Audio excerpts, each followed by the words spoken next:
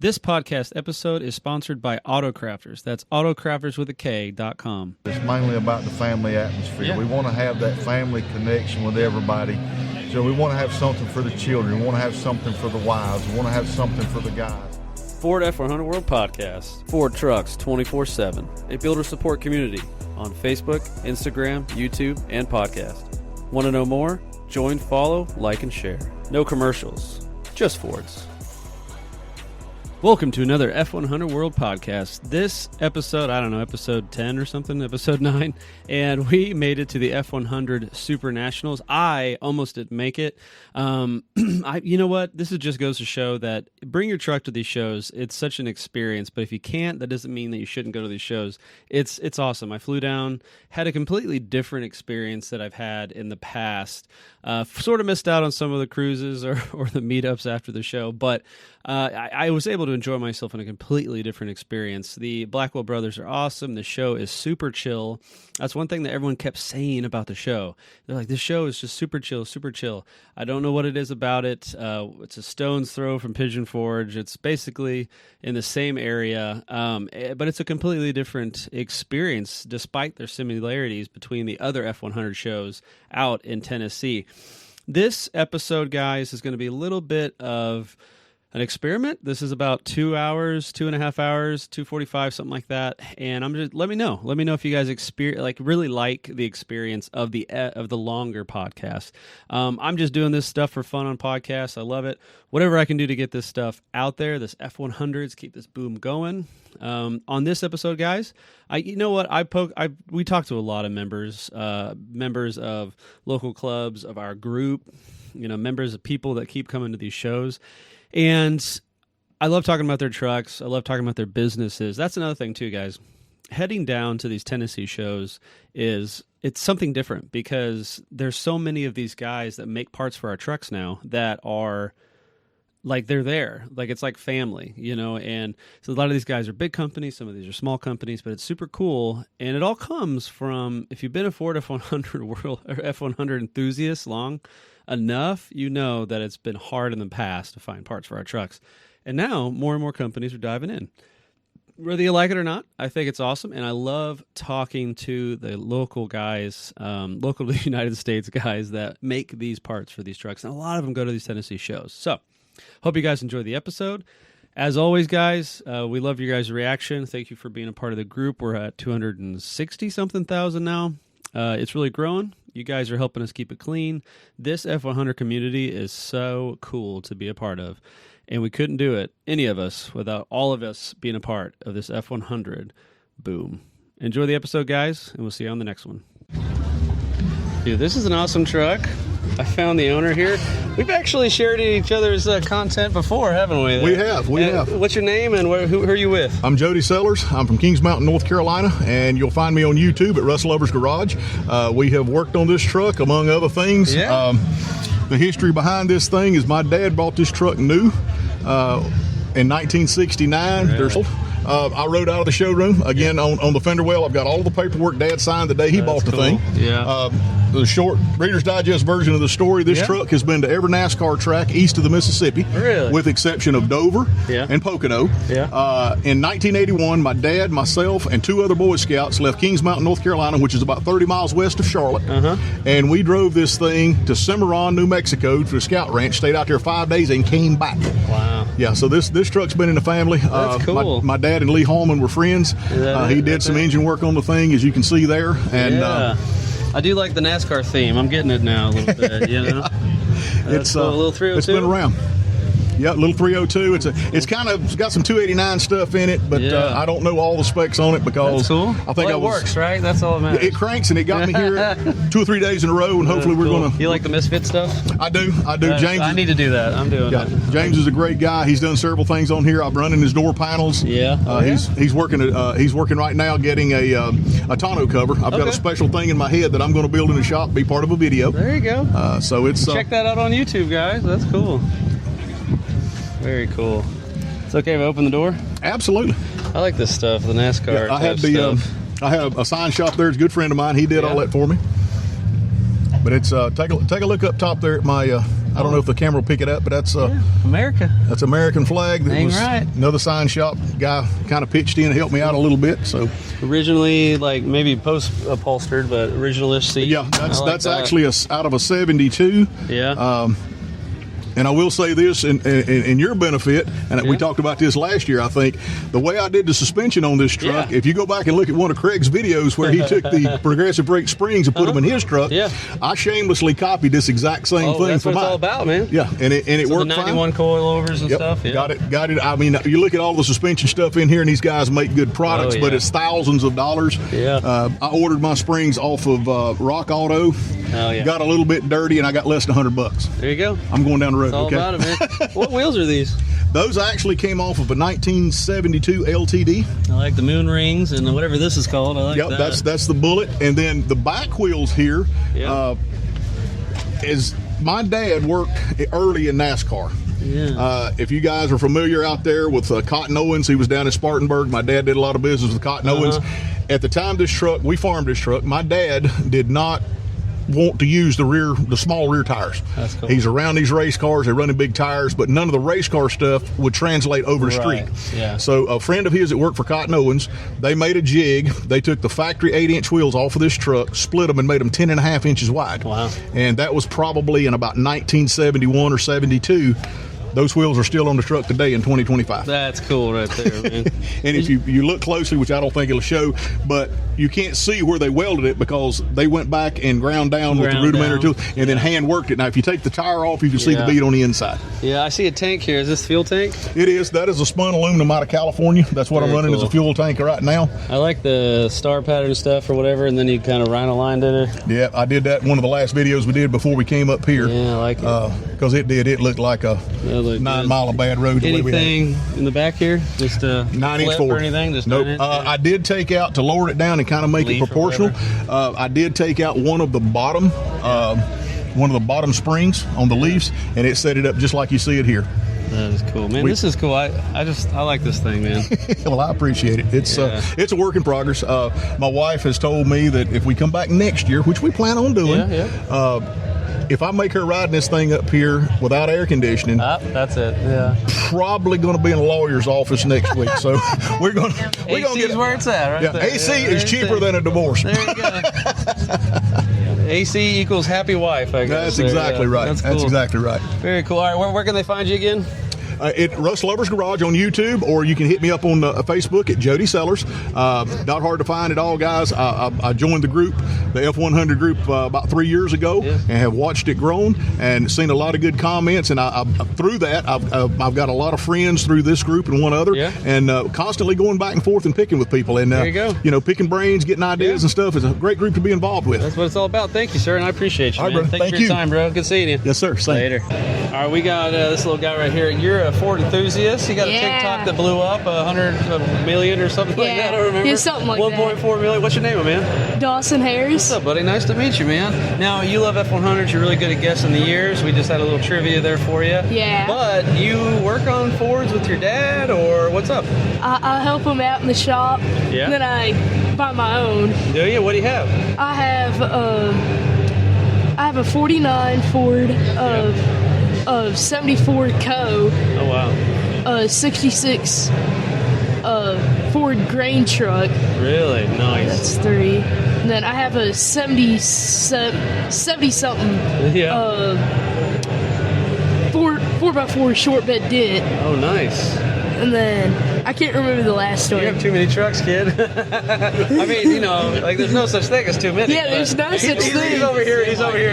Yeah. I always forget one. One and then 2 and anyway, sit my cat. Right. Yeah, I already told him that one. Which one's your favorite, you think? My red 67. Oh yeah. Okay. That was the one I missed. Yeah. But is that your favorite? You think? Yeah. Yeah. Okay. Which one's closer to being done? That kind of depends. One has a better body. Elaborate. Okay, gotcha. One has a pretty good body. I don't know if it runs. Which one do you want to drive when you're 16? Cool. I have my 94. Oh, okay. Yeah, OBS man right there. Yeah. I prefer bump sides though. I just don't want to ruin my. I don't want to ruin my 67. No, that's cool. All right, what's your favorite engine? Are you a Windsor kid or I have no clue. just whatever gets you Yeah. somewhere? Do you like there's your dad over there. Do you like horsepower or you like them diesels? I love You wanna haul? horsepower. So you want to go fast or you just want to sound loud and just roll coal? I like horsepower. Whatever it is, he likes horsepower. That's cool. Now, you're wearing DFW Speed Syndicate, but your dad actually has a little shop and a YouTube and TikTok. What you work with your dad? What's it called? Half Moon Customs, Yeah. Very cool. Where are you guys out of? West Tennessee. West Tennessee. Very cool. Very cool. All right. What are you going to do? I know every time I go to a show, I get kind of motivated, excited to go work on my truck after this. What is something you're going to do to your trucks when you go back home? I need to put a starter in the 94. There you go. There you go. There you go. Tell me about that 90, that OBS 94. It's red. It's stuck to the heavens. Yeah. That's funny. That's funny. It had rats living in it. Oh, Would yeah. shoot the radiator hosing too, actually. Really nice. So it's It's got also- character. Pretty rust free, solid. Yeah. Really? Okay. Good. It's a short bed. Yeah. Gray interior. I actually cleaned up the interior. Yeah. Got all that rat poop out. Yes. All by himself. All by myself. All by himself. And then I Okay. put vinegar in it. It's actually starting to smell better. There you go. I didn't All right. pour it on it. I set it in a bowl and I let it And evaporate. soak up all the nasty fumes or whatever. That's cool. Alrighty. Now you're young still, but you're going to be driving soon. Can you drive a manual yet? Not really. Ah, you still working on it? See, teach him on a 3 on the tree, and then he'll be able to drive anything after that. He took a 66 and did donuts in Grandma. Took his 66 to donuts. Well, at least he knows how to do that. Huh? He brought a lower 66. Yeah, me and his great nephew, we went fishing by a pond Yeah. that my grandparents have. Yeah. I brought it down to the pond. Yeah. Got stuck. Got out, pushed it out. Then I drove it and it did it drifted kind of. That's cool.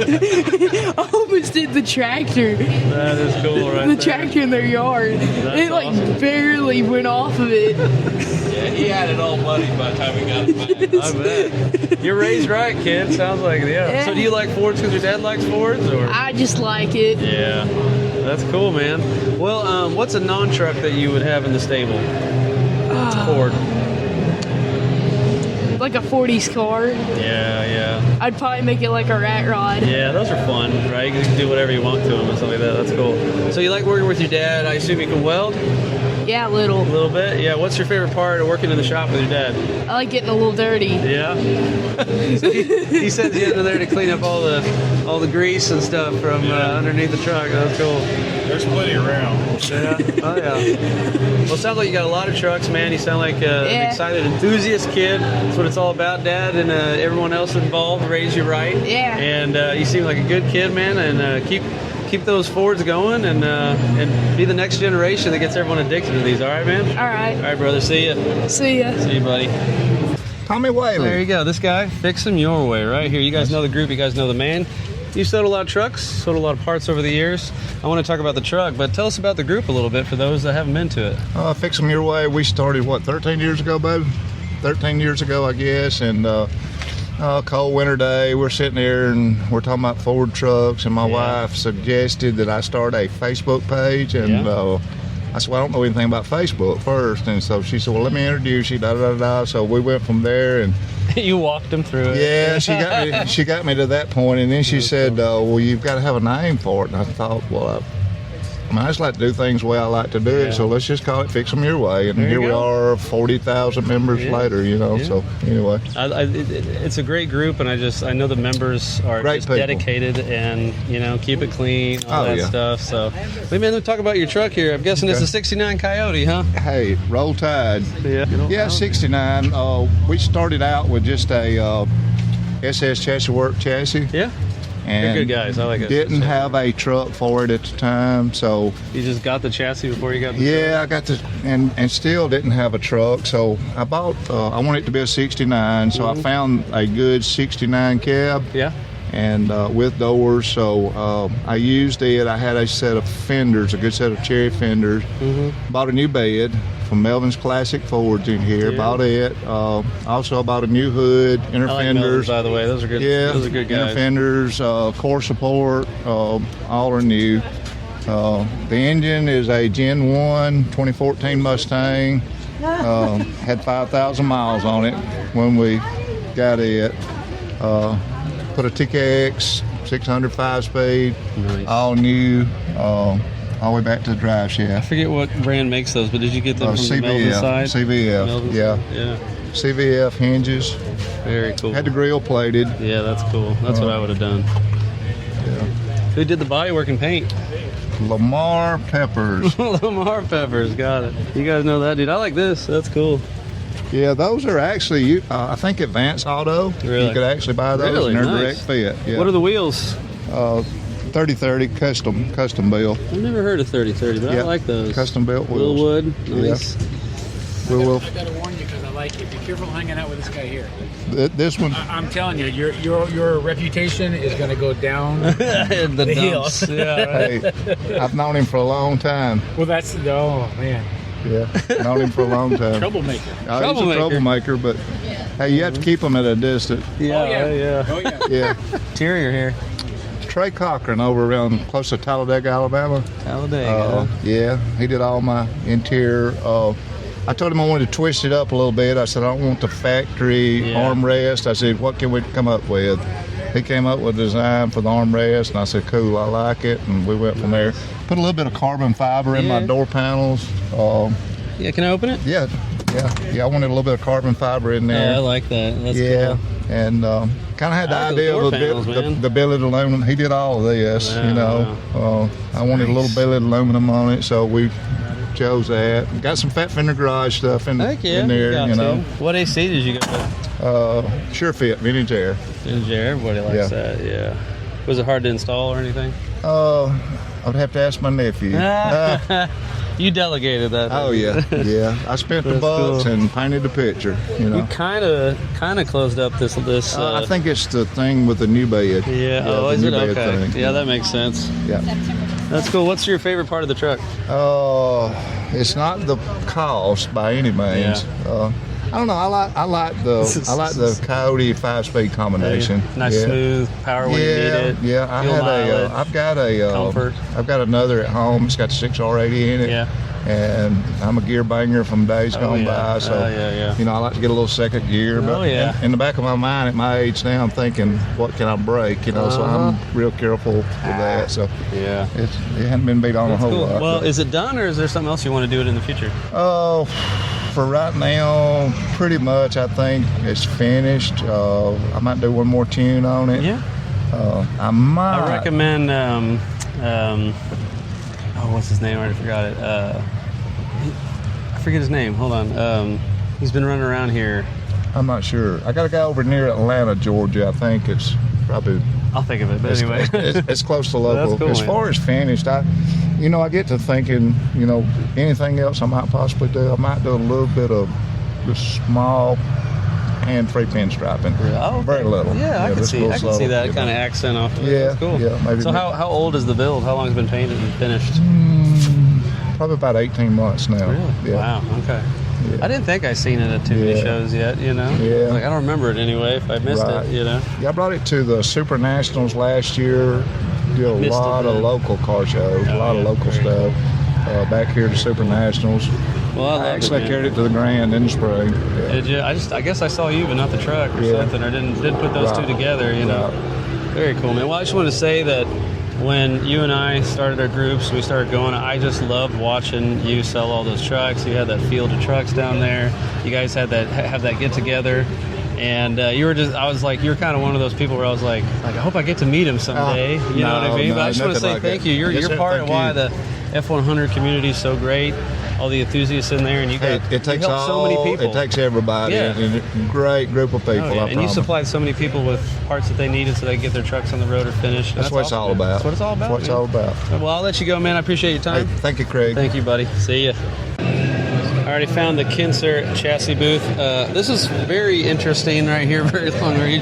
Found the man himself, Yeah. man. Well, introduce yourself to people that don't know Yeah, you. Thomas Kinser, Kinser What's up, Chassis. dude? You having fun here? Oh, at the yeah. Super Yeah. NAS? How about What's cool? yourself? Flew by. Good, yeah. It's already Saturday, Right. you know what I mean? But Yeah. I wanted to ask you about this frame. It's giant, it's long, and I think this is the narrow one you said? Yeah, so this is the narrow frame. This is your 69 crew cab short bed.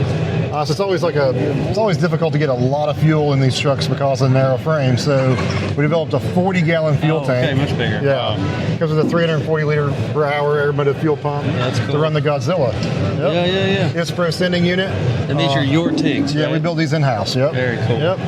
You know, I was telling someone else too that I love your guys' quality check. Yeah. The what is it? The The blue blue, line and the yeah, red. red, yeah. I think that's awesome, Exactly. man. And I'm sure this frame is no different. It's you no know what I mean? different, yep. And then what's kind of neat about this is it's capable of having 2 fuel pumps. Oh, cool. So you have 1 return and 2 fuel pumps, so you can set up for dual pumps for like a supercharged I was gonna application. say, yeah, Yep. needed for that power. That's cool. Yep. What about the axle? Yeah, so this one here is actually refurbished for the owner for this chassis. Uh-huh. So this is a Dana 70. That was it because it's an F350 and you want to keep the Dana 70 in it. Yeah, that Yep. makes sense. That's cool.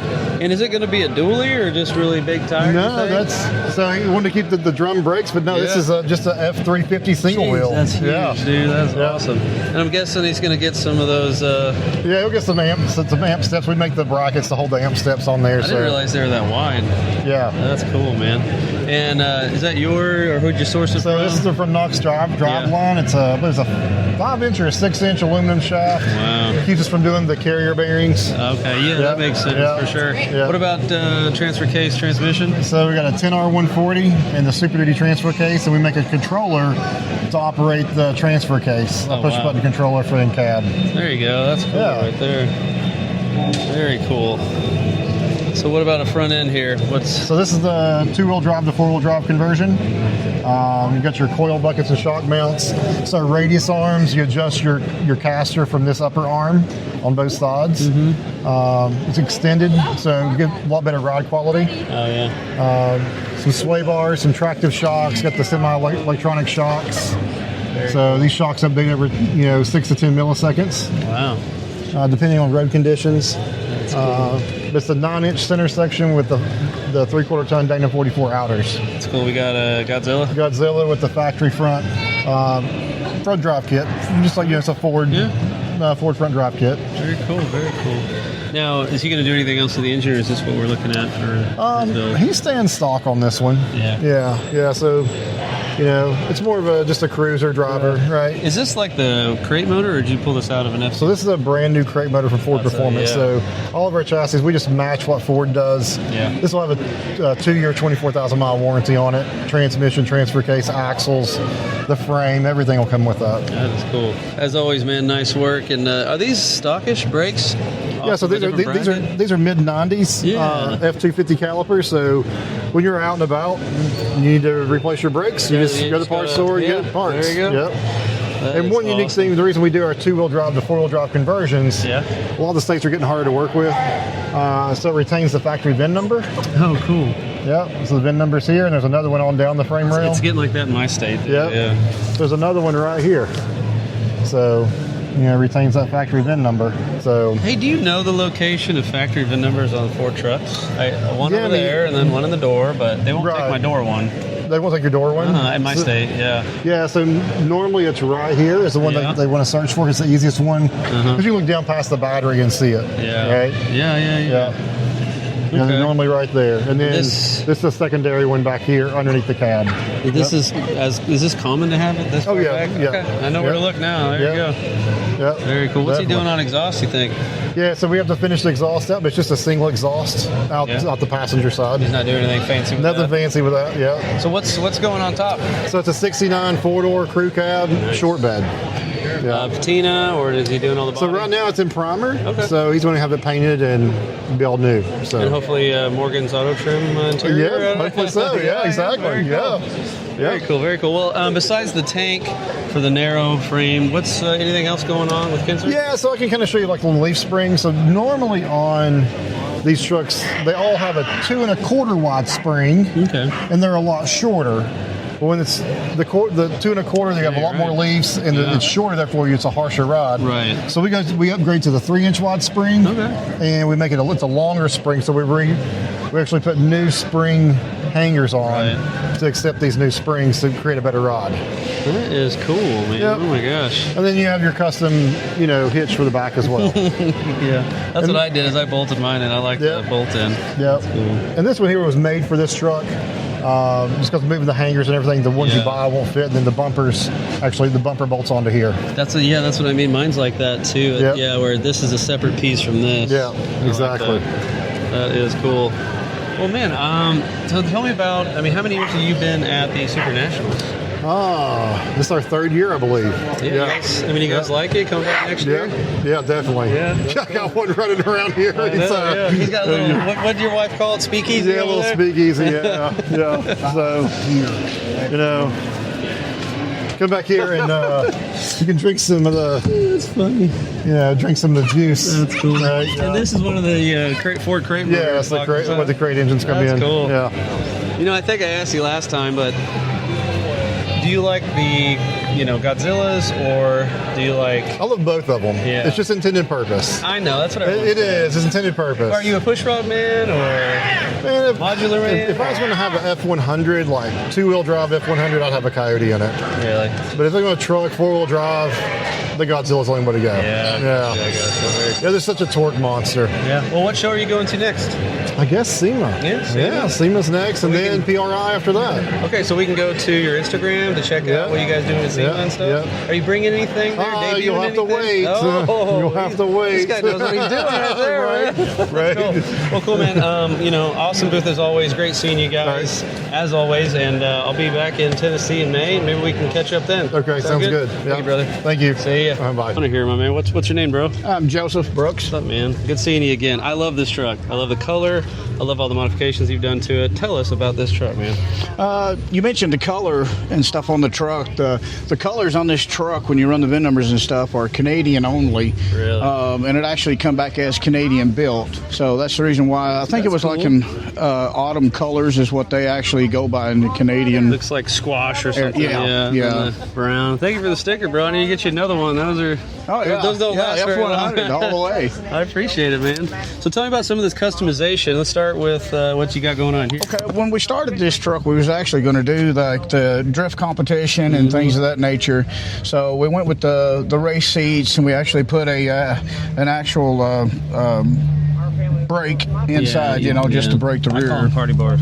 Yeah, party bars. There you go. Yeah. Got rid of the fuel up front here, and then what's this? So you basically shortened this it. Started life as an 8-foot bed, and during the first week that I had COVID, I actually cut this truck down to a 6-foot bed. Yeah. There wasn't but just a few of them doing it at the time, and it's actually a YouTube build. Without YouTube, I probably would have been able to have built this truck. That's how I am too, man. I learned a lot. So since that time too, when I first built it, it was 8.8. Rear end, Alvin Explorer and stuff. Since then, just recently, we've decided to switch over to a drag and drive setup. Well, that explains this sucker right here. We'll get to. Explains the laundry out on the back. Yeah, because the rules now, I think they said if it's 150 mile out through the quarter, you have to have the laundry on the back. So we're trying to make preparations for that.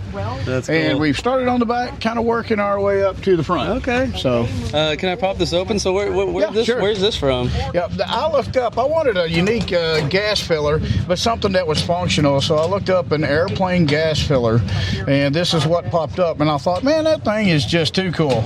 That is cool. It had to become part of it. So I like that. I found one for my truck. I put a keg in the back, and it's the one that's on. It's like a smaller version of what's on the Cobra. Oh yeah. Yeah, I love that. That's cool. Yep. This is cool. So I'm guessing you made this, huh? Yeah, I made all that in house. That's cool. I've got a metal Did I not brake. do it right? Yeah, it's fastened.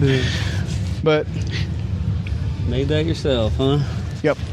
Very cool. You got your go fast, go stop. Got a stop thing. We bought what was originally a cheap set of wheels, which was the Race Star wheels. Yeah. And we sent them to Mac Fabs, and then what was a cheap wheel become not such a cheap wheel. Because you did the locker Mac thing. Fab, Kevin, he's the man. Yeah. They look good. I'm well pleased with those. That is cool, man. So what's underneath the rear here? What'd you do suspension wise? Suspension, it's unfinished in here still. We've got some sheet metal and stuff to do. I won't judge you too much. Sorry, dude, you don't have to undo all this. But we're fuel cell up above now. Yeah. Because I had to have room for the parachute and stuff. I want it easy to maintain. So we went with a wishbone centering link. We're using the Viking AM valve shocks, anti-roll bar. Very cool. We had to put the fuel cell up on top. I didn't really want to do that because it's really not my style, but we had to make room for the parachute and stuff out here, so we had to have the bar room underneath. Yeah, that's cool. So, go ahead, what were you saying? We had to have the bar room underneath for the parachute and stuff, and I've still got some reinforcement bars to put in. What is your favorite part of this truck so far? Man, I would have to say the favorite part, of course, is always going to be the power plant. Yeah. Ooh, I want to get to that. Hold on. I like that. I'm getting a shot of your party bar, as I call them, because I want one of those. Oh yeah. That's cool. Yes. Talk about your motor, man. So this right here is it's a simple little Gen 1 Coyote. Ford control pack. I actually picked this thing up, and originally I wasn't going to build this truck at first. It was slowly. I was going to collect parts, and then I was going to put it together. But I had a series of parts collected, and then all of a sudden COVID hit. And then when COVID hit, a lot of people got laid off. I happened to be one of them. So this is a COVID build, huh? COVID build, yes. Yep, the whole truck was a COVID build. So I ended up with a lot of extra time. What better way to spend it than in a garage, right? Yeah. So that is cool. What transmission? It's still an MT82. It's still got the Mustang 6-speed manual in it. Are you going to put an automatic in? Yeah, we're going to go back with the 6-speed, 6R80. We're probably going to put us a centrifugal or possibly a turbo on it. We're not real sure yet. Oh, yeah. We do have a Godzilla in the making. The head is ported. We're just waiting on some CNC stuff on it. We're hoping to eventually end up running around on the street at about 1,000, maybe 1,500 at the track. That's cool, man. What suspension is this? This is all Crown Vic on the front. Nice. Okay. Thanks to our boy Kyle Howard. There you go. Yeah, good. Kyle good Howard. dude. Yeah, he's the man when it comes to that stuff. So. Cool. And did you make the? Yep, I made the front sheet metal valance on the front. I made that. It was funny because once I made that piece, I started seeing them show up on a little bit of everything. Yeah. Right. So it was. So this was 5 or 6 years ago that all this came about. Cool. The Peanut Butter Falcon, that was also when that movie first came out. Oh yeah. So and the colors just kind of went with it, and me with a grinder blade and cutting stuff up, and things ain't quite normal, but they're not that bad either. So. Yeah. Well, this is a cool build, man. And is there any place anyone can find this, or do you have an Instagram or Facebook? I do have an Instagram. Yeah, it's Joey Brooks 413. All righty, very cool. Yep, man. Joey Brooks. Awesome build, man. Thank you for your time. I'll let you get back in the shade. I appreciate thanks, you, brother. Appreciate it. Yeah, man. Have a good one. Yep, you too. Hey guys, jumping in here to remind you to check out AutoCrafters. That's autocrafterswithak.com. These guys are awesome because they are all Ford Mercury. Dude, I don't know what it is about this truck, but it just pops out to me as I walk by. I walked by a few times. I love the grill and the rust spots of the rust falling on it. And I went back there, found the owner. Here he is. What's up, my man? How are you? Hey, how are What's you? your name?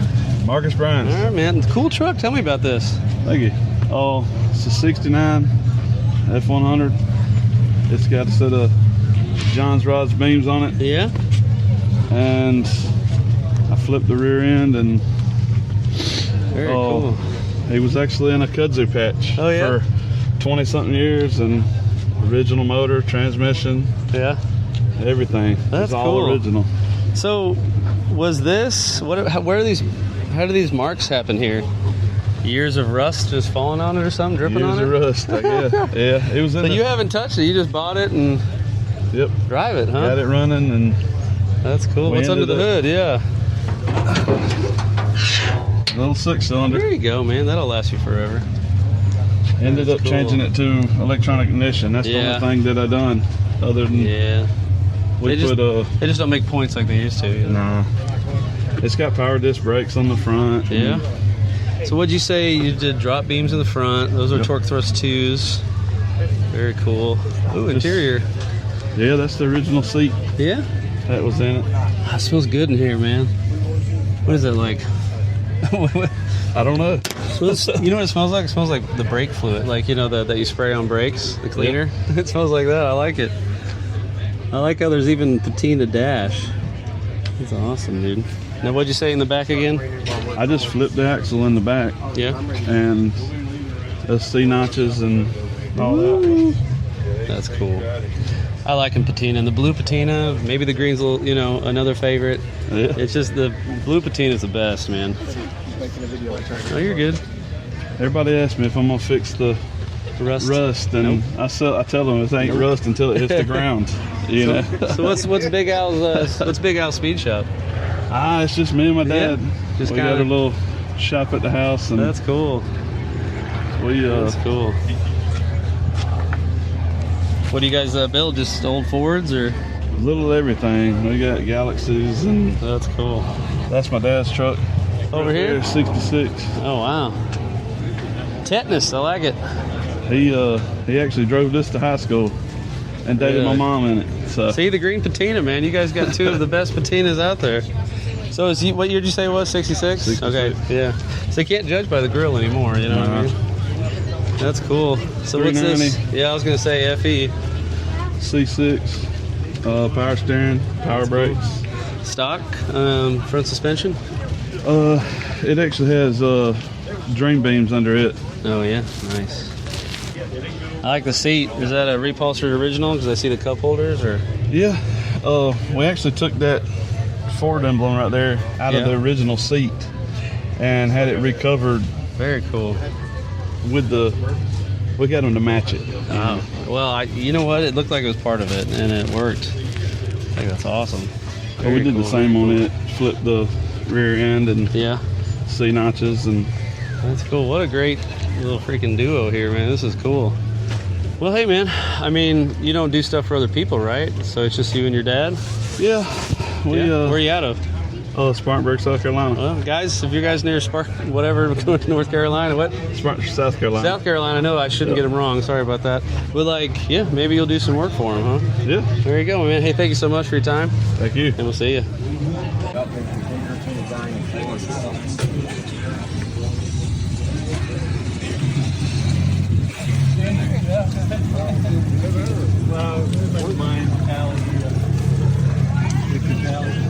We're at the F100 National. Right. Yeah. Man, I love these long bed, two-tone trucks, and surprisingly, I actually know the guy already that owns this truck. He told me about it last year, or in May, right? Yeah. And you had the other truck, the Crown Vic Swap one. Tell me about this truck, man. It's a 79. It was my great uncle's, and then my grandpa got it, and then after that, I've had it for like 17 and a half years now. Very cool. And it's got the 20-inch torque thrust. It's got John Rod's drop beams on it. Yeah. What do you have in the back here? Axle flip. That is just cool. an axle flip. Now, did you do anything with the paint, or is this sort of how you got it? It's been painted probably about 20 years. Really? So that's a good paint job for less than 20 years. Very cool. Are these the torque thrust 2s, right? Yeah. I like those. Man. Yeah, it's the 20, I think the 20 by 10s in the back, the 8s in the front. Very cool. I like that bottom trim. You don't see that often. Yeah. Anymore, anyway. I mean, do you know what you call this paint? I'm not sure. Something brown and box. What is that called? Wimbledon white, maybe? Or yeah, it's kind of like more like a cream. I was gonna say, yeah. Yeah. Very cool. What are you gonna do to the truck next? Probably I'm thinking about getting rid of the step bumper and putting like one of the sport style bumpers on it. Did you see those brackets that tuck the bumper, sport bumper closer? I got one of those, man. That's what I think I'm gonna do that, or either try to fabricate my own or something. Yeah, let's fabricate it, man. Make it your own. Yeah. What's underneath the hood? It's a 302. Yeah. Are you gonna do anything to that, or? I don't know. Eventually, I got some. It's still original motor. It ain't got but 102,000 on the whole truck. So very cool. I like that you left these on right here. Yeah.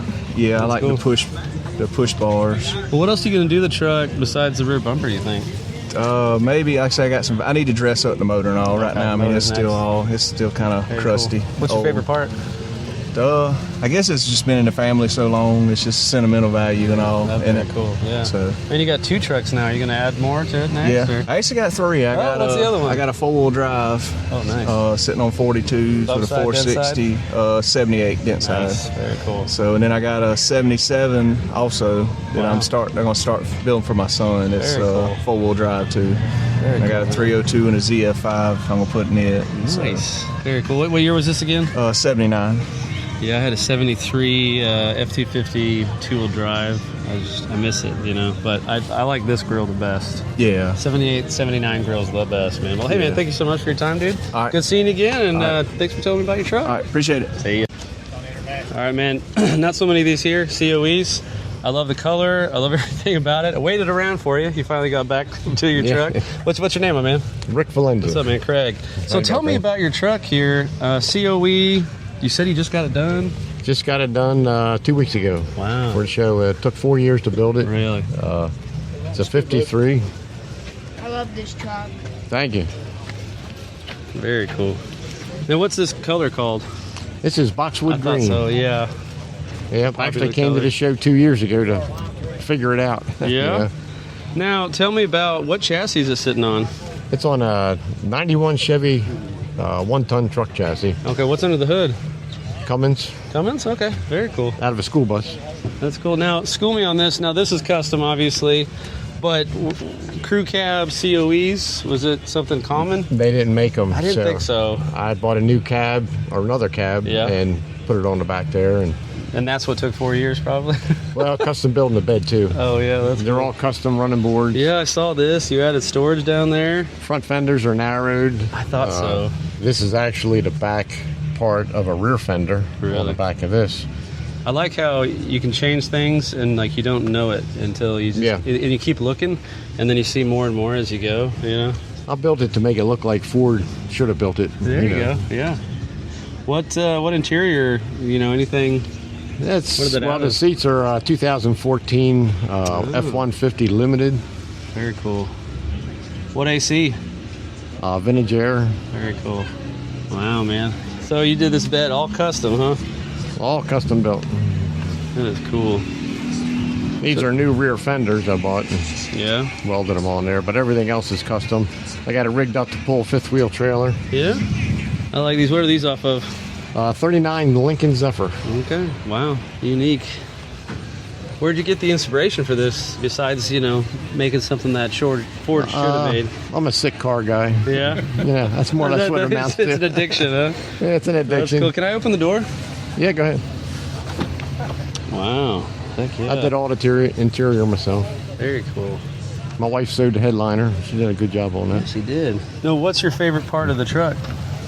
The whole thing, really. Really? I just built it to drive it, and that's what we're going to do with it.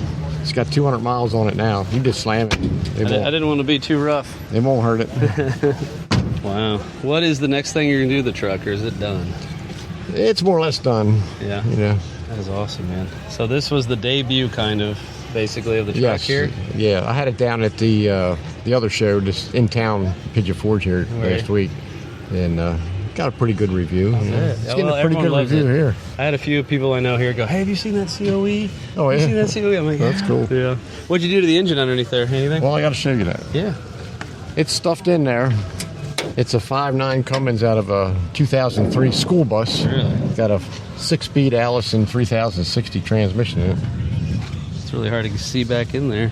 Yeah, it's stuffed in there. All this intercooler here is all out of the school bus, a radiator. Yeah. And this is actually 3 times bigger than a Dodge pickup truck. Really? So she's going to stay cool. Yeah, you ought to be dropping ice cubes in there, I think.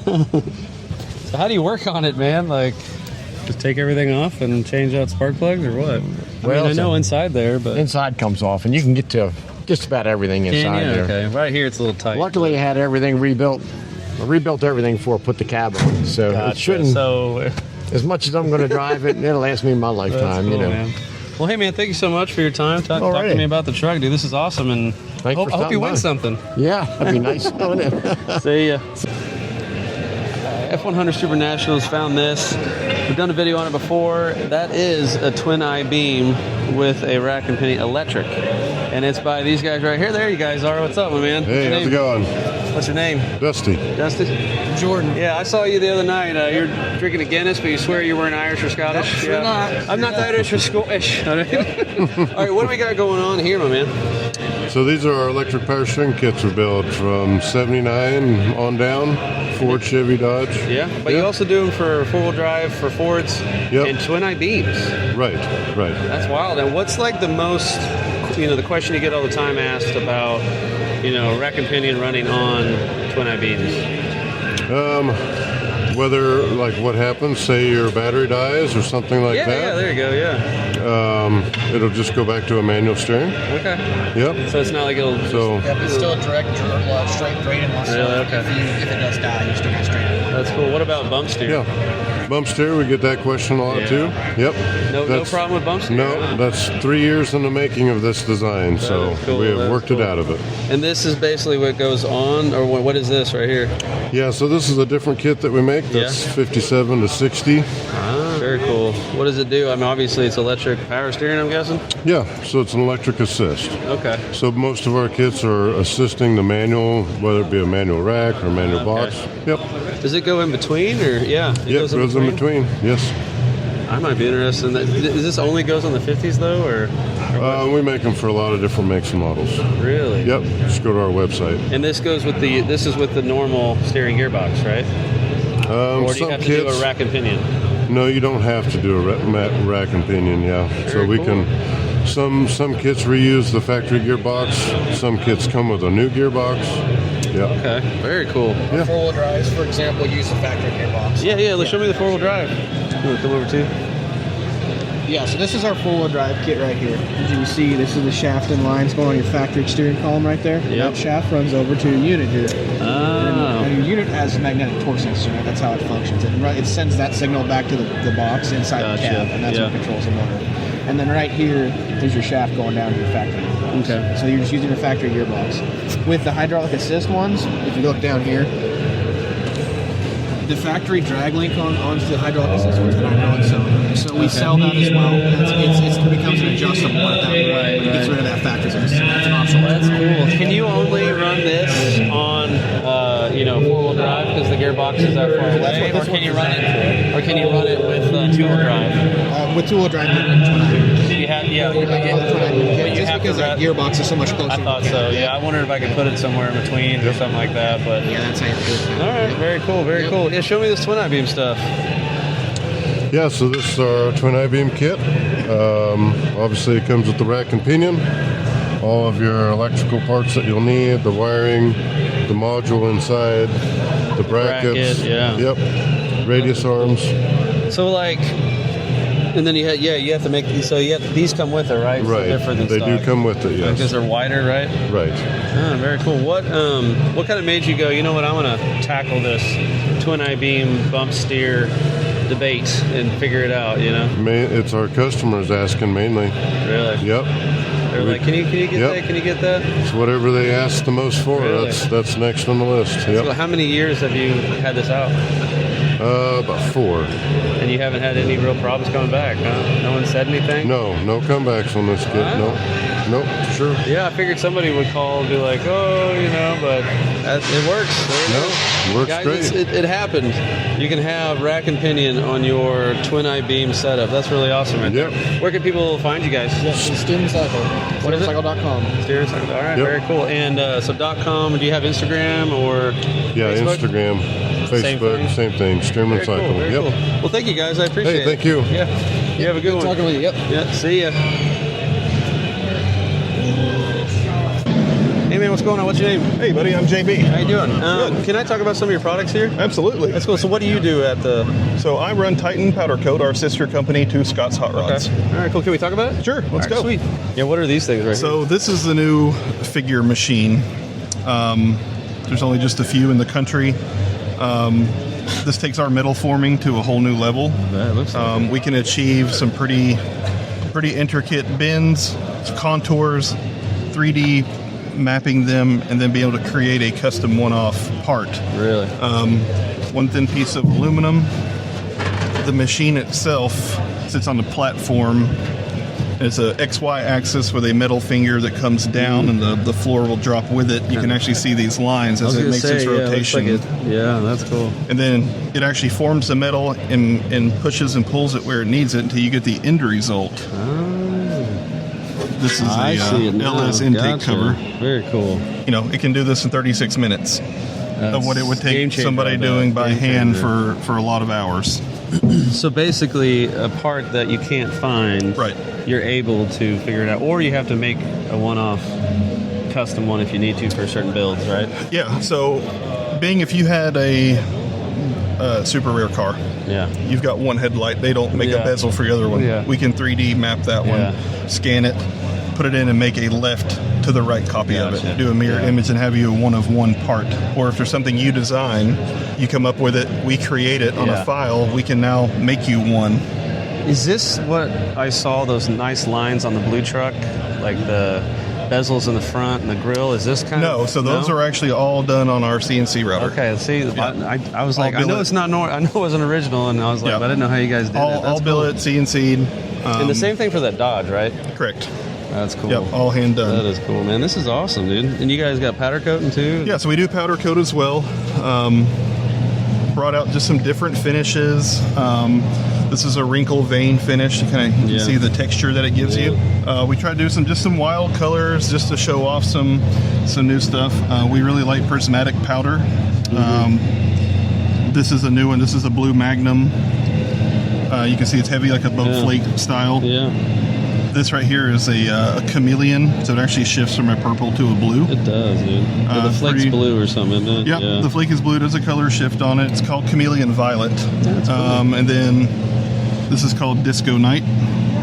So it changes like a purple to a green mix in there. That's really cool. See how glossy and shiny. And then same was on this wheel. This is called Rockstar. Yeah. Pretty wild, but you know, some folks like different tastes, so we can accommodate anything. That is cool. And then same way with powder coating of our chassis. This is our. That's kind of where it started, I guess. When you guys wanted to control the quality of the powder coat, you know. Yeah, our method is a little bit different. There's a lot of powder coat companies out there who basically just give it the raw metal an etching bath. They dry it off, and then they go take it into the booth and powder coat it.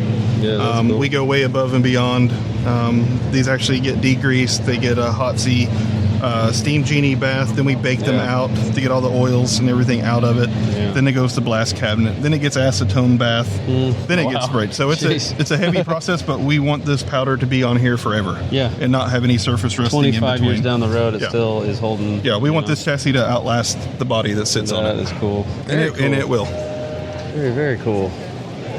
Man, you guys do some good stuff, and I know it takes a long time just to you guys want to make sure that every angle of what you guys do is quality, so then you have to slowly figure out everything and do it in-house, and that takes forever. Yeah, I know you guys making chassis in-house. And we do everything hand-built in-house, just like all of our chassis are hand-TIG welded. That's wild. All the rod ends, everything's machined out of stainless in-house. Yeah. Other than the components that we don't make, obviously brakes and suspension, and the third member, everything else is done. Yeah, what do you guys use? One shop. So these are Alden coilovers. Alden, okay. We do offer ride tech as well. Okay. We use a Mosier housing and third member. Yeah. And then we use Willwood brakes. Okay, very cool. Awesome. Do you know anything about any of that stuff or over there? I know you're the powder coating guy, but yeah. So we make F100 custom hood hinges. We also make them for C10. Very cool. Nice flush mount design. We give all the proper hardware and material to go with those for a clean install. We make all the remote reservoirs, single to a triple. Those are all billet CNC cut, matching caps. We do defroster vents. We do a number of different diameters of your billet line clamps for hard lines, soft lines. I like that. I need to actually hit that up. I like how that holds them together. It looks really good. Door handles, window cranks, we offer a variety of those as well for different vehicles. The valve covers we make in-house. Yeah. We have a few different options now that I don't have here on display, but we do offer those for LS and LT. Gotcha. And there's a lot more than obviously what we have with us. You can go on our website or our catalog and check out. That is cool. But we've got over 1 million different part number configurations. And people can just get the front ends then, right? We do, yeah. That's so, cool. you know, if if your chassis is in pretty good shape and your rear end setup's good, and if you just want to improve the ride quality, and we can achieve that by doing, for some of the Chevrolet trucks, we do offer a bolt-in type setup here. For majority of everything else, we do offer a weld-in kit. And then we offer a spring pocket kit for some of the vehicles that don't have just regular cross members. But we can achieve that with an airbag or a coilover. Complete kits. Oh, yeah. Very everything you need to install it. That's cool. What spindles do you guys use, like S10 or something? So these are they're a Mustang 2 style Mustang spindle. 2? Okay. Yep. We do offer more of a standard spindle, and then we offer a Ride Tech Pro spindle as well. Very cool. And these in a standard or a drop. Okay, very cool. Do you offer... I mean, I guess anyone can put any rack and pinion they wanted. So we specifically designed these from 89 to 90 Ford Thunderbird is what we use. Very cool. A nice slimline design. We go ahead and do the proper angle where the rack goes on, so you don't have any bump steer issues. So all the engineering and geometry is already there, done, and that's specified per vehicle. That is cool. And this is just another example of what you guys got? Yes. That's cool. So this would be what we consider our spring pocket replacement. So what you would get with that is some of the cars that you have to remove that Y channel out of it. You would actually get our cross member with a frame rail stub attached. Gotcha. That way this would take place of the void when you cut yours out and go back in seamlessly. And here's before powder coat, huh? This is a raw chassis. We do have some folks who opt to have... They're going to paint their chassis or do whatever, or do some more mods to it. Lately, I've noticed people clear them. Yep, some have. If you'll notice the TIG welding on these, you can see how deep the penetration is. It's not going anywhere. This is one of our F100 chassis. It is on airbag, so it does lay frame on the ground, cross members touching. Very cool. Oh yeah, what's behind us here? Some more of the things that we do make. We offer custom one-off brake pedals, gas pedals, clutch pedals. We have Willwood Compact Masters. We make these assemblies down here. These will go on your under the dash or on the firewall, and then we can opt to put a steel pedal on there, or we can do the heavy duty billet. We do offer some Chevelle billet pedals bolt directly back in. C10 pedals direct bolt back in. Very cool. I like that. See, that's what I have right there, so that's kind of cool. Yep. That is awesome. There's really nothing we can't achieve. You just have to know, we work with you and get what you want. That's cool, man. Thank you for showing me around. Hey, buddy. I appreciate My pleasure. it. Thank you very much. Hey, guys, check out Scott's Hot Rod and Customs. Alrighty, guys, I'm here at the F100 Super Nationals Scott's. They also have powder coated. We're going to talk about both, but you guys have a lot of stuff here. You guys come to the show quite often. Tell us about Scott's Hot Rods and Customs. Yeah, Scott's Hot Rods and Customs started out in 1996. Justin Padfield is the owner, and he started out in very humble beginnings and has grown the company over the last 30 years. We have a very sizable footprint here in Knoxville, Tennessee. Originally, we were out of Southern California. And moving out to this area was probably the best move for the company. When was that? 2018. Really? I didn't know it was that soon. So from 96 to 2018, the shop itself was in Southern California, and then moved out here. This is about our seventh year in Knoxville, Tennessee. You guys got close to this Knoxville, or the Knoxville area has a lot of shows, but also Pigeon Forge. Shows out here. Great place. Absolutely. To bring your trailer every time. Yes, sir. That's cool. Yeah. This makes us more centrally located to our base, customer base, cool. And definitely gives us the opportunity to do more shows. We go out to the West Coast maybe a couple of times a year, but early on, we were constantly having to go from California to the East Coast, the Midwest. Now you're centralized. Now we are centralized. Yes, that's cool. Now, how long have you guys been doing the F100 stuff since we're at an F100 show? Oh gosh, I'm going to say probably over the past 15, 20 years. Yeah. You start out with the 50s stuff and then go up from there. Actually, the way it started out was, back in '96, there weren't very many aftermarket suspension upgrades to speak of.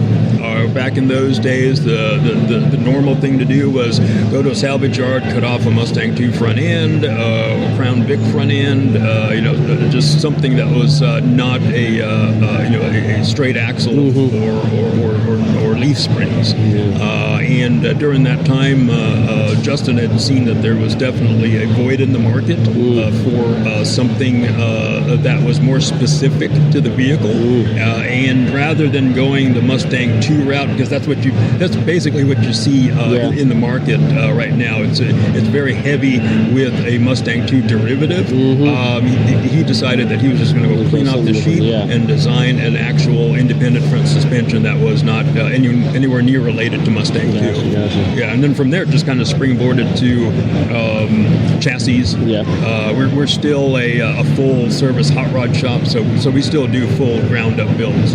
From bare chassis. I've been to your shop. It's impressive, man. It really is. What do you do for the company? I drive the truck. You drive the truck. I do all the shows. I was working for a couple other companies, been in the business for a long time. Me and Justin had talked, and I come to work for him about 5-6 years ago. And he always wanted a big truck. He wanted a semi. So when I come to work for him, I've been driving for 40 years. So we built this Peterbilt that we drive all over the country with the race trailer, and I go in, set everything up. These guys come in, do the sales part. I just kind of stand around and look pretty. You just have fun and talk to folks. I've never been one of those people that were afraid to talk. And most of the people that are at these shows know who I am. I've been doing them for years. I've been coming to the F100 shows since I was like 18 years old. So I mean, he's 32 now. Well, 39 and holding. You look great for 28. What is it called? Those people that hung out with the rock band on the roadies. Groupies. The groupies. You're just a paid groupie. That's awesome, man. Pretty much. That's it. That's awesome. So there's Scott's, but there's also they do powder coating. What's up with that? The Titan? I'm JB. I'm over Titan Powder Coat. This is actually our sister company to Scott's. We were having the powder coating and things like that outsourced, and then being a full service hot rod shop, we'd like to be able to control all elements of our build. So now, to justify going and buying what we all needed to achieve what we want to do, we opened it up to public just because we have so much equipment now, and we can offer service to the country with some powder coat options that they may not have seen before. Trying out different colors, we do all the chassis. We can go any color in the rainbow. Actually, there's about 160,000 different batch numbers that we can coat something custom in. That's pretty cool. Along that, we do full Cerakoting. All the exhaust, headers, you name it. And then our Scott's Hot Rods custom paint body shop is actually in our building as well. So we cover all bases of that. I have been to that shop, and it is so clean. I expected people to walk around with suits on, like those those hazmat suits or something that you see in movies, because it's all white. The reason we're in the business of coating. So any materials or crap getting on your finish before you paint it is a no-no. So we do strive to keep that shop pristine all the time. Very cool. When I come to work for him, he told me, you was talking about the cleanliness. He said, the only thing that gets you fired from this job right here is if you pull into the show with my truck dirty. Which it's a joke because he's known me for years and he knew that I did that. But it's real funny. I said, I guarantee you that's the truth, because me and him have argued and fussed, and I've thrown stuff at him and everything else, and we pick back and forth at each other. And I said, he ain't fired me yet, so I guess I'm doing something all good. Exactly. That's cool. So so since 2018 you've been coming to this show, basically, is a fair thing to say about the F100 Super Nationals? No, I have you guys come a few times? There were trips out from California to the show specifically for F100 customers. What do you think about the show? I like this show. Yeah, I think it's a wonderful show. We definitely are very appreciative of the opportunity to come out and and display, and this year being the title sponsor for the show this year. I was going to say, a few years at least. Yeah, exactly. It's neat too because we get a lot. This is our local show, so there's a lot of local guys and ladies here that are doing custom builds with our products on them that can showcase them here because we are. They come to our open house that we have every year. So we got a lot of people that are local that come by here and, hey man, we really appreciate the open house. If you get a chance, you need to come to it. It's in May every year. Yeah, May. First week of May. Every year. Of May every year, and everybody can come to it. We have barbecue and we feed everybody, and it doesn't cost anything. Really cool cars, and so I mean, it's it just gives you a chance to walk around and look at everything. Like with all of our with our blue F100 that we have. Oh, that's nice. It's on the shirt. That's on the, it's on the shirt. There it is. It's on the shirt. Yep. So I mean, that's awesome.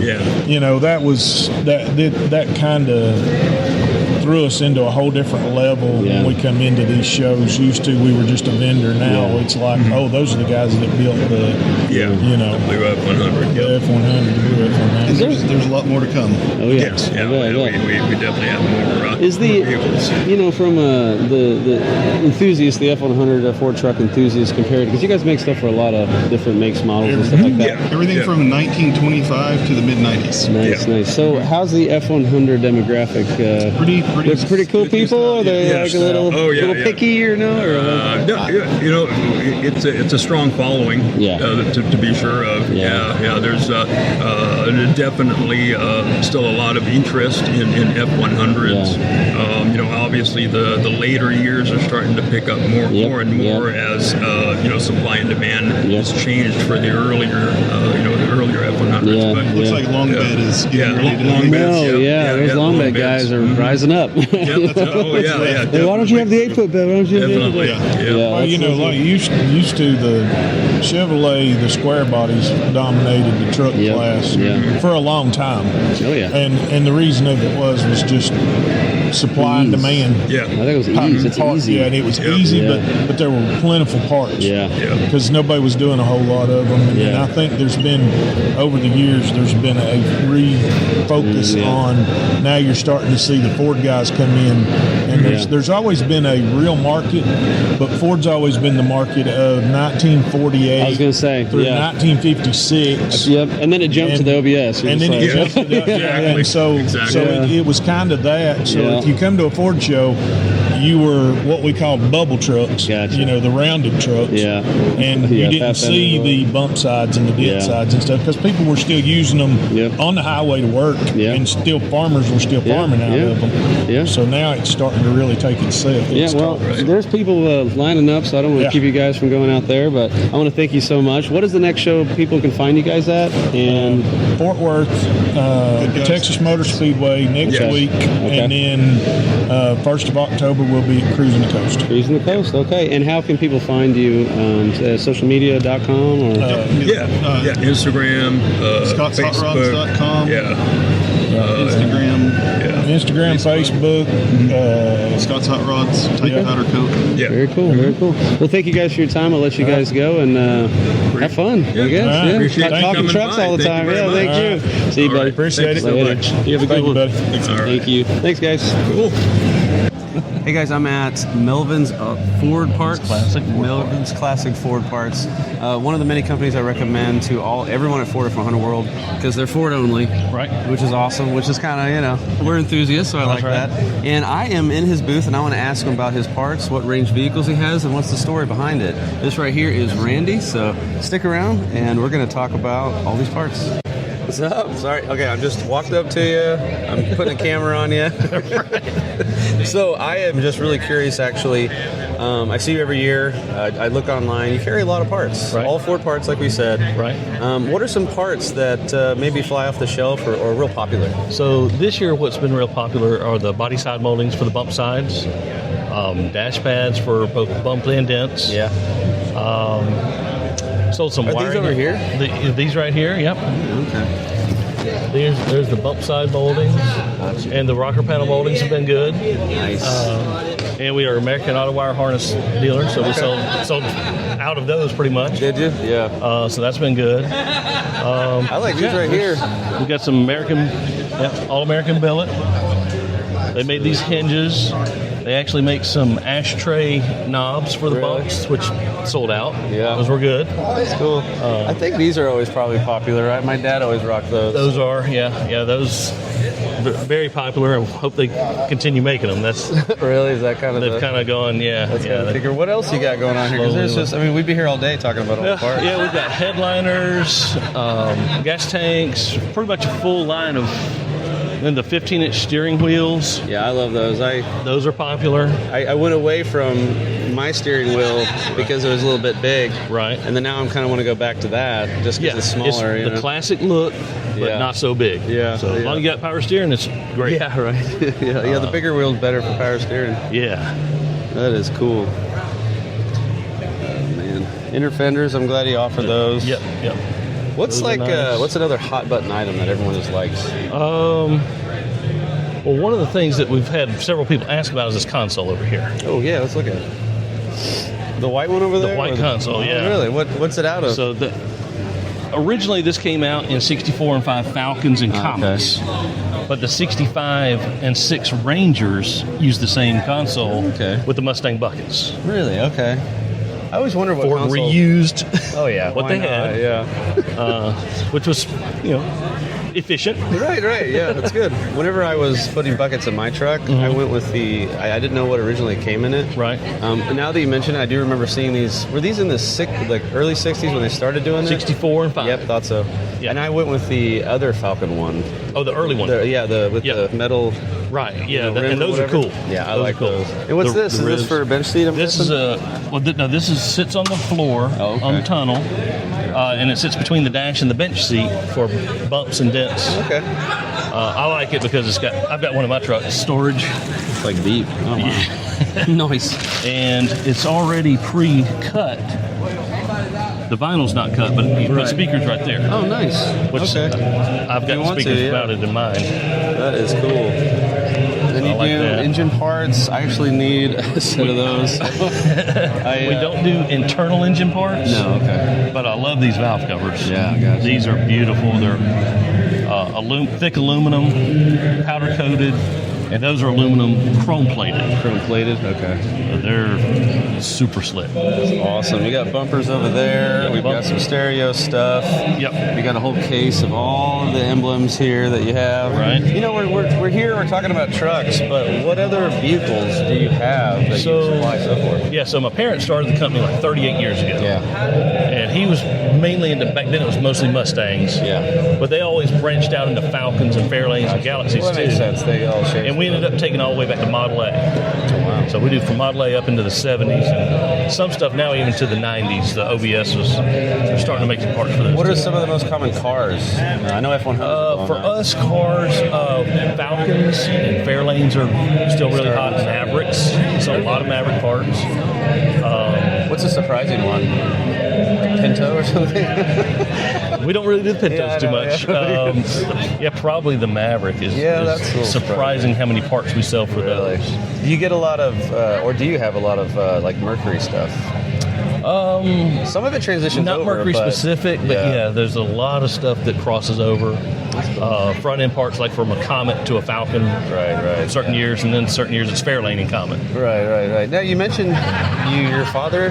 Tell us how you came about, or how Midland's Classic came about. It was a hobby of his, restoring Mustangs, and he actually bought out one of his buddies that was in the parts business for selling Mustangs. Okay. That's how we got our start. Yeah.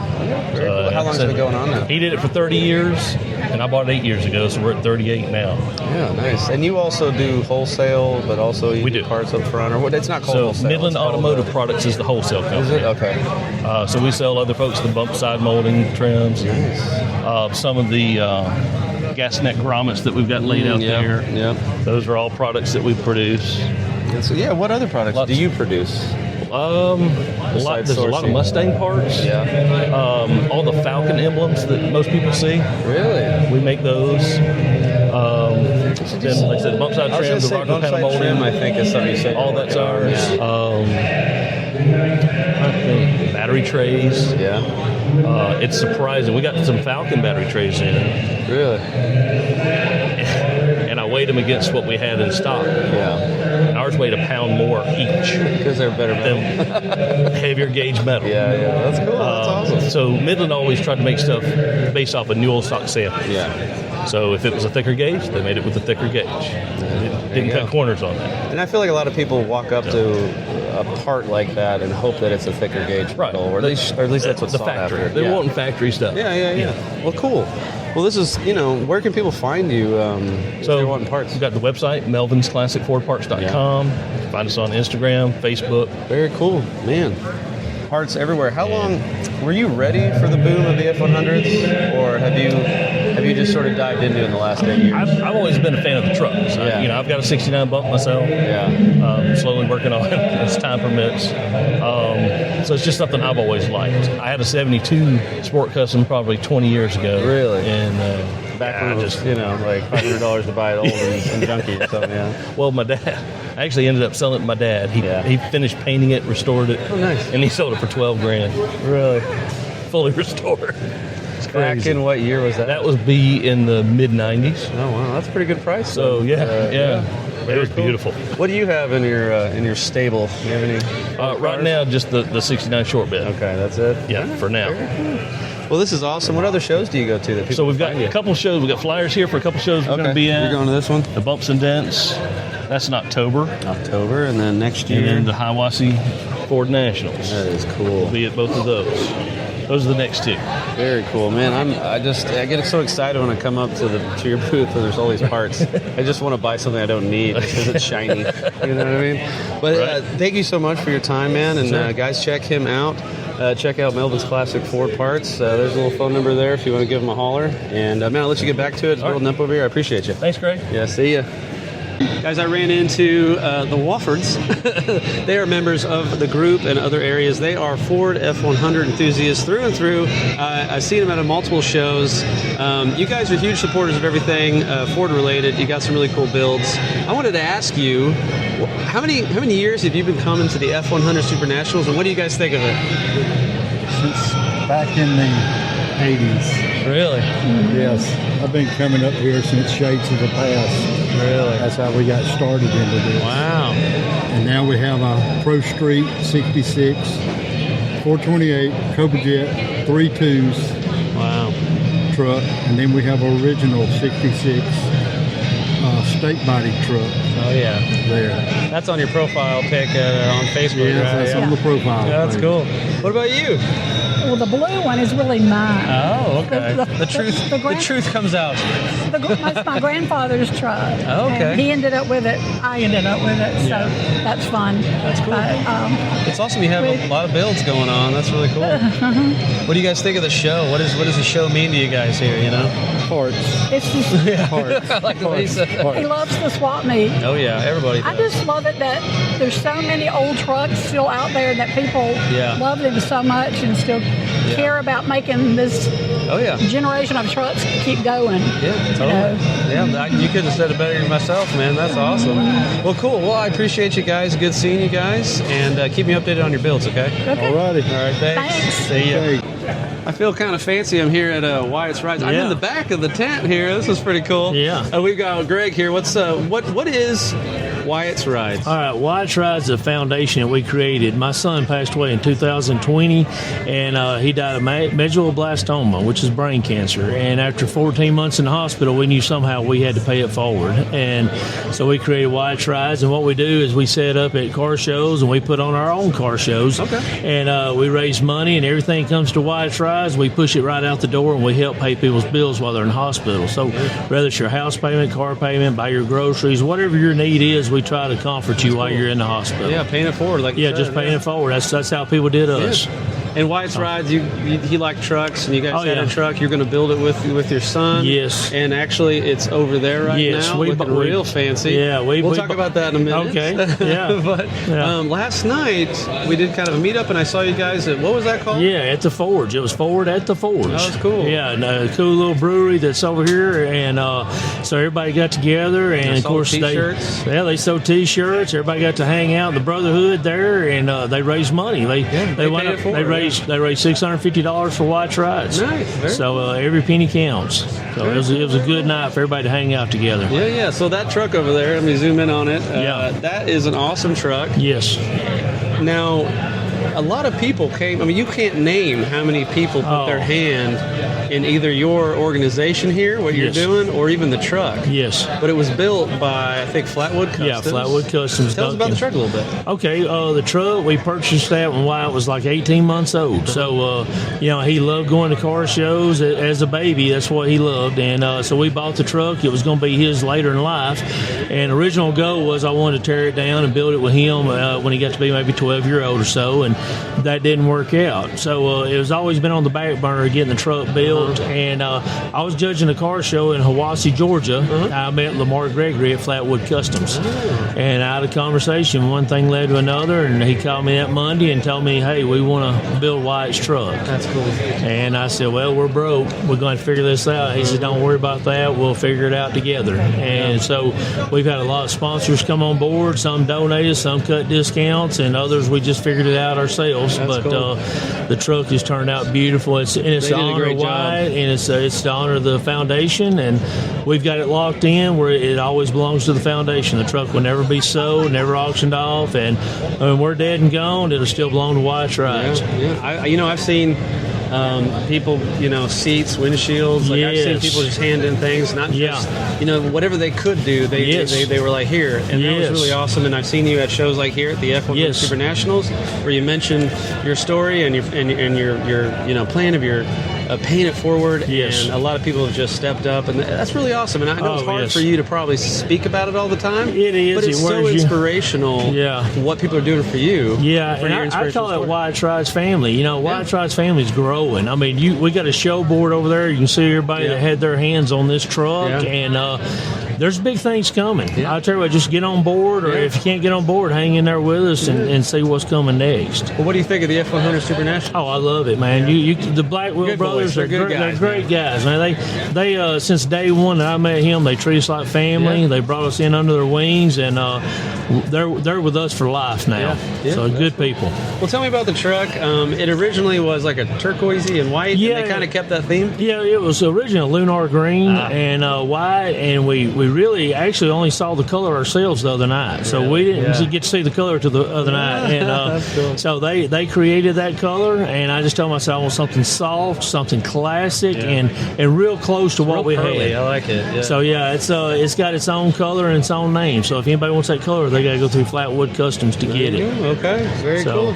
Well, the truck looks awesome. Thank you. It's like, I don't know, 80% done, but it still just looks like it's going fast. I love the wheels. Do you know what wheels those are? Yeah, it's U.S. Mag. U.S. Mag Flint is what those are. And U.S. Mag donated those wheels. We had some other wheels kind of picked out we wanted, and U.S. Mag contacted us, and they said, no, this is our latest wheel, and we want that on that truck. That is cool, so, we've had some good people on board, man. It's just amazing. What about the interior? Interior, Matthew Morgan. I thought so. Yeah, Morgan's Trim. We met Matthew and his wife a couple years ago, and I told him then that we were talking about how we wanted to build Wyatt's truck. Yeah. And I told Christy, my wife, I said, they'll have to be the ones to do the interior. And I had no idea it was going to be where we are now. And he got a hold of us. He found out last year what was going on, and he said, hey, I've got the interior. So he has done a complete interior on this truck. I've got his interior. He's an awesome guy. He does awesome work. As good as they come. I feel kind of special. I got to see it before you did, I think. In person, anyway. You did. Yeah. You and I was like, is that? And he's like, yeah, that's it. And I was like, wow. Yeah, you kind of leaked it out a little bit on that. Did I? Yeah. I didn't know that. Yeah, but it is good. Well, sorry, and you're welcome. I don't know. No, and that's the thing. That's probably the only thing that we got to see of the truck ahead of time, because if you look under the hood, you'll see what Misfit Fab done. Yeah, what did they do? Oh, they've got the hood thing. Yeah, under the hood, it's got Wyatt's Rides under the hood, and it's absolutely beautiful. It's heartbreaking when we raise that hood, and I melted when I saw that. That's cool. What engine is a Godzilla? Nice, good choice. And the reason we went with a Godzilla, in the past, I was thinking, well, we was going to put a Coyote in the truck, and in the shot one day, it hit me like a rock. I thought, wait a minute, Godzilla was a dinosaur. Yeah, he likes dinosaurs. White loved dinosaurs. I said at that point, I said, it's got to have a Godzilla. I said, if it don't have a Godzilla, it's not getting built. So that's cool. Had to have a Godzilla. That's really cool. What are we planning forward for the truck? It's going to be the pinnacle thing that everyone sees, sort of. Yeah, it's going to be huge. They still got a ways to go and some more modifications that they're going to do to the truck. But for the next year, you're going to be seeing this truck all over the United States. It's got a lot of big shows it's going to be at, and so for a solid year, or probably maybe more, we're going to be showing this truck, and from then on, we're going to enjoy this truck. That's cool. Yeah, so it's still going to be babied. Yeah, but it will be. We'll take it out and about, and and wherever you see White's Rides tent, you'll be seeing the truck as well. There you go. I got to see it before you tore it. It was pretty cool.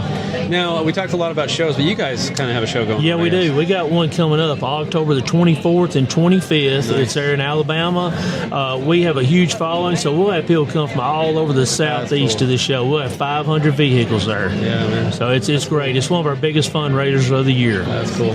Well, there's so many people that had a part in either the truck or what you have going on that we can't name.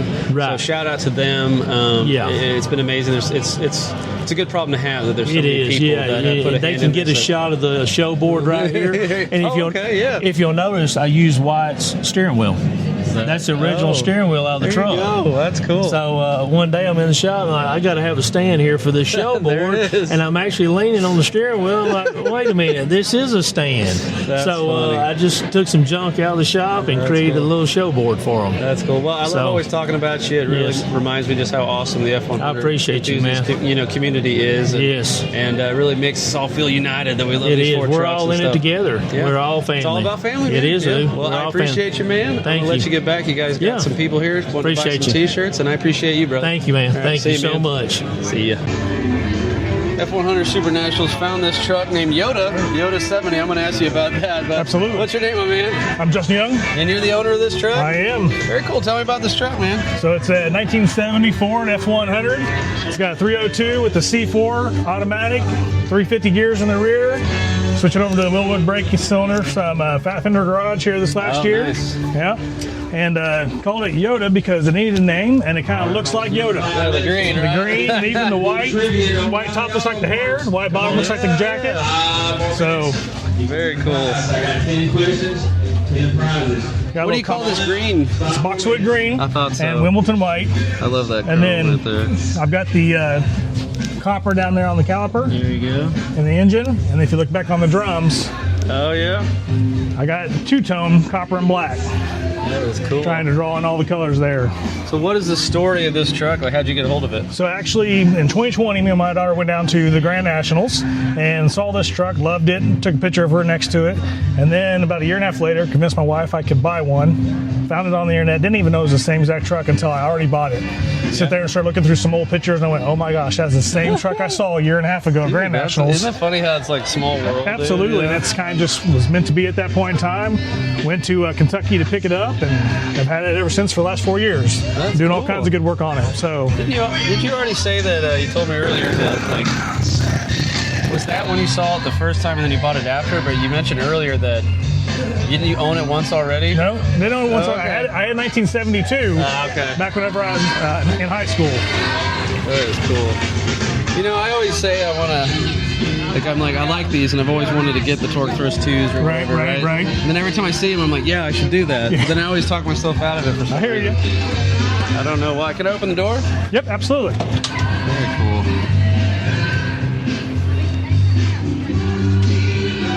You know who did the seat or anything? Came that way. Yeah, nice. What AC is that? It's that vintage air. That is cool. I like how it's like really nice and clean, but then you got the original steering wheel and it's clean. You know, it's like a mixture of like refurbished, new, and original. I like that. That's very cool. What's this white right here? Wimbledon white. That's cool, man.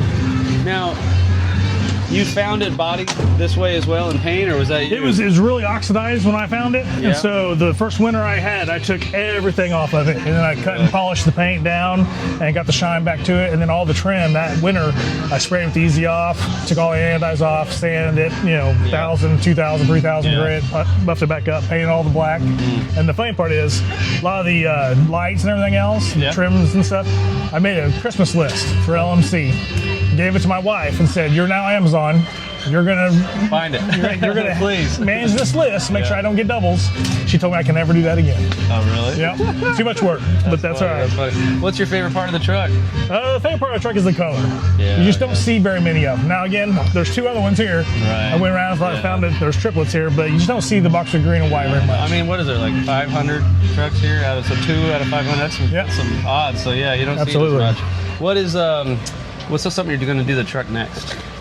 This winter, I'm going to rewire it from bumper to bumper. Looking at an American Auto Wire kit. Me too. And rewiring it. It's just 55 years of wiring, too many cuts and splices and stuff, everything. So looking to rewire it this winter. Does that engine got a cam or anything in it? Or? I'm going to probably take that in part this weekend or this winter as well, and really get into it. I got a little bit of a leak in the rear seal, so perfect time to dive into it and figure it out. Make it a little saucy. Yep. Very Absolutely. cool, man. Hey, thank you for your time, bro. That's Absolutely. a cool truck. Appreciate dude. I love it. Everybody loves Boxwood Green. There you go. Thanks, buddy. Hope you guys enjoying the episode. Just want to remind you, check out autocrafterswithak.com.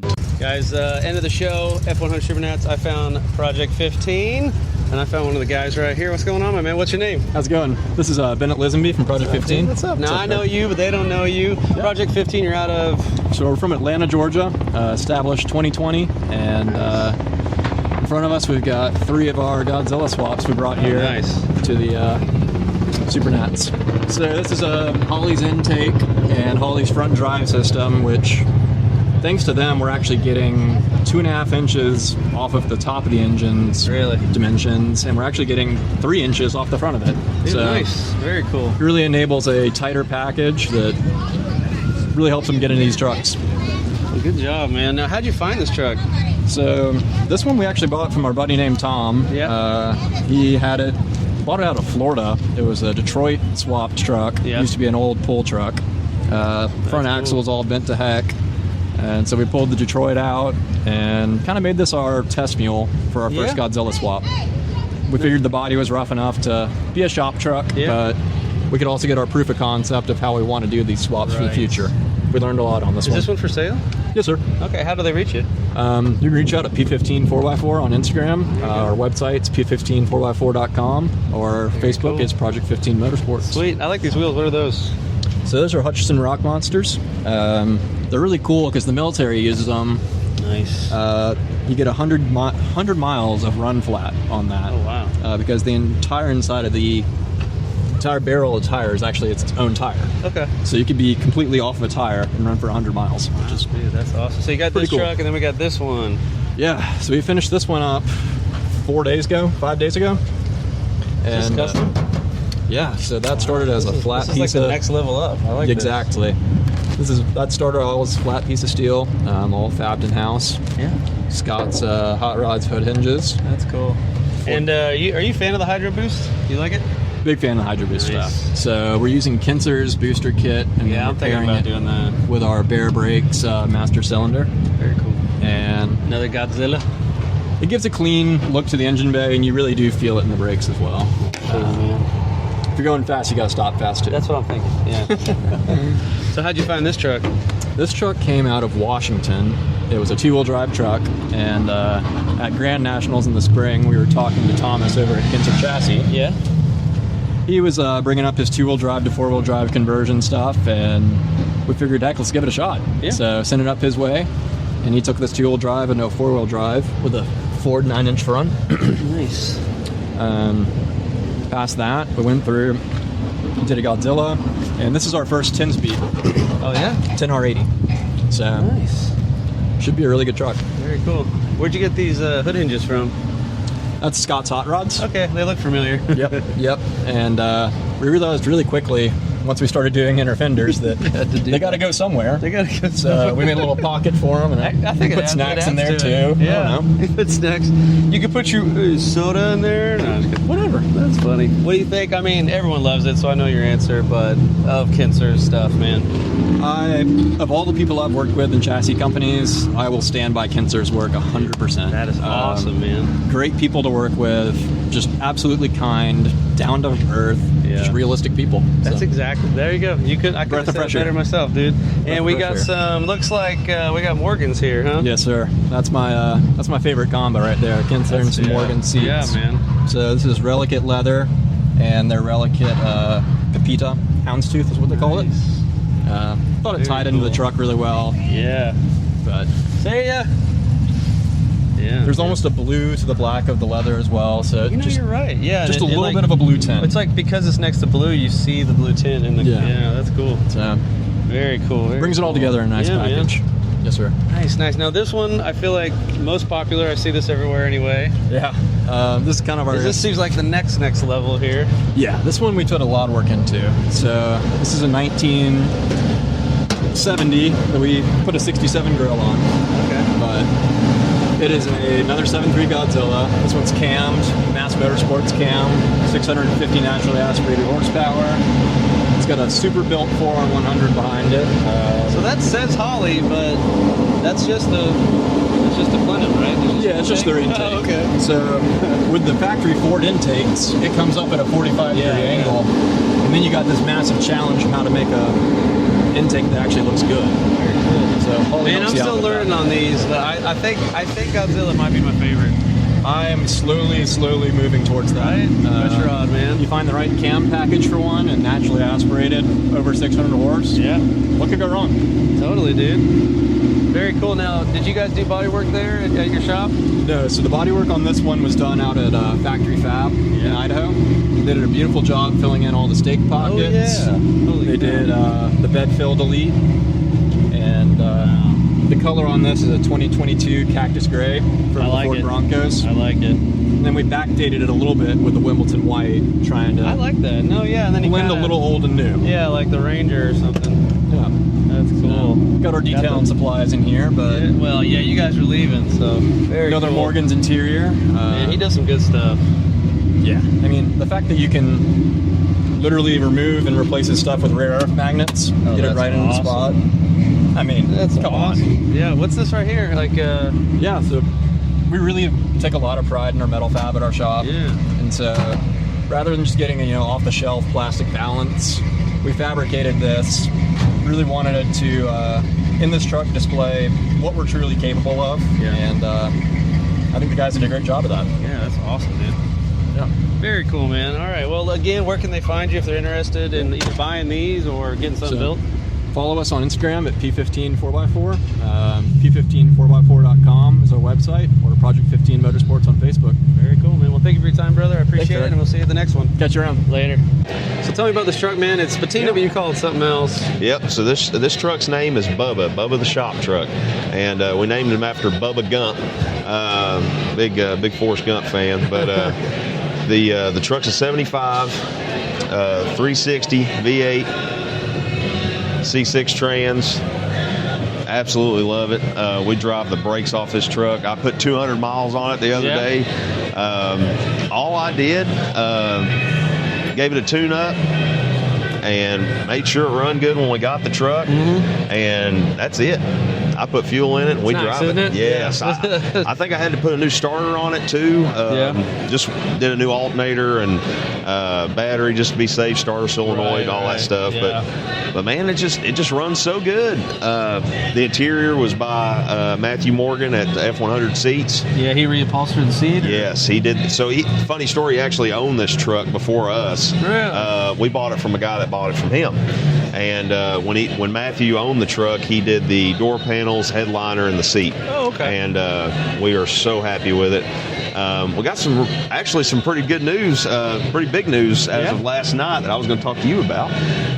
Me and my wife were talking, and we've got some cars that we're getting rid of, and you won't believe it, we got 14 cars at the house. Wow. And one of them is a 16,000 original mile Mach 1. It's an 03. Holy cow. So we're getting rid of that car, and we're actually going to do an F100 build. Oh, nice. Yes, we're going to do another probably 74 to 79 truck, Coyote, but we're actually going to outsource maybe a cab, and the rest of the stuff we're going to do a patina build. Okay.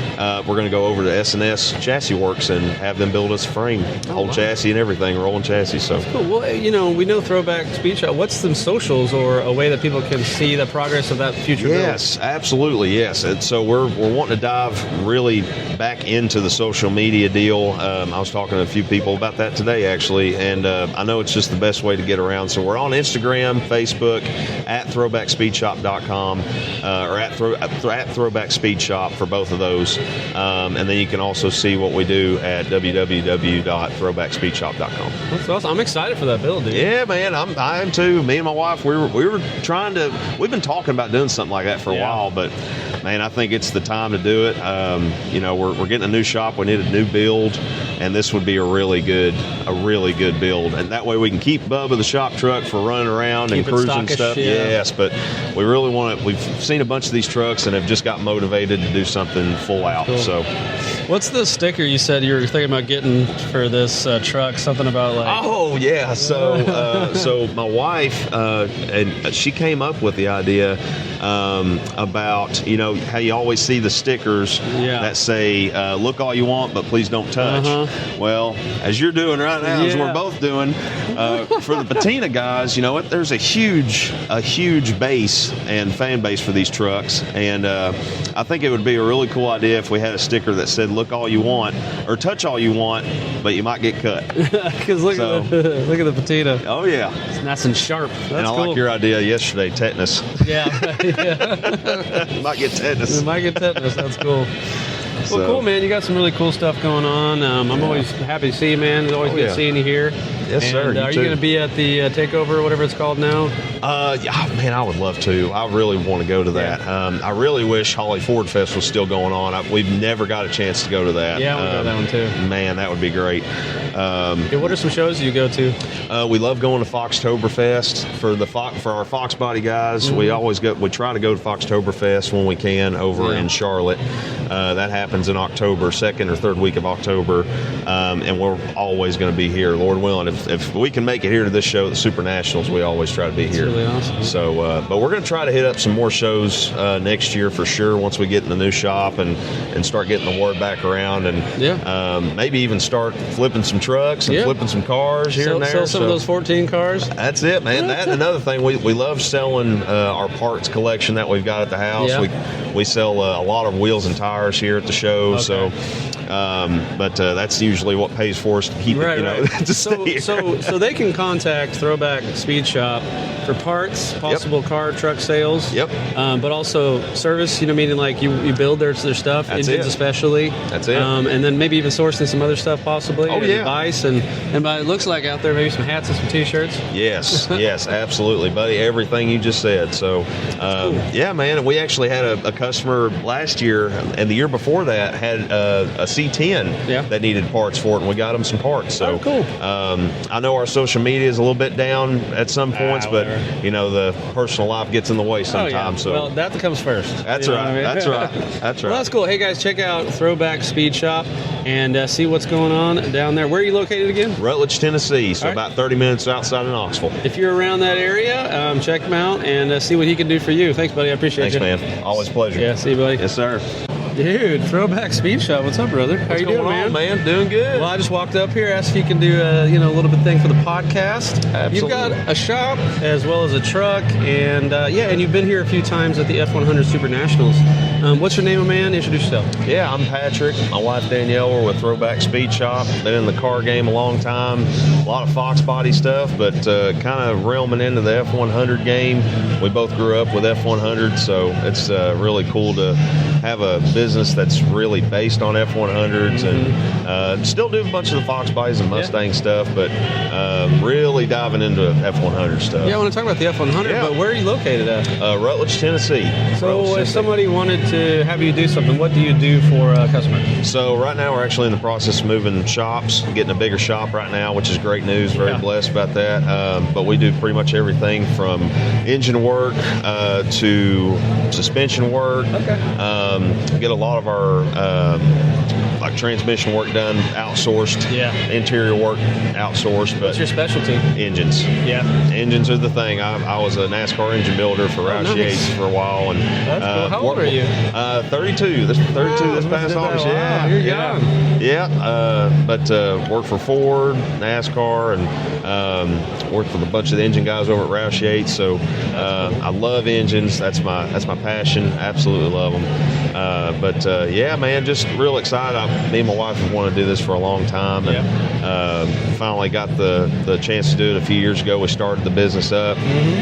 Took off for a little bit, and we had to slow it down just because of some personal stuff and our family stuff. You know how it goes. Work outside of work. It's not our main job. It's our secondary that's what's nice deal. about having a shop. You can make your own hours.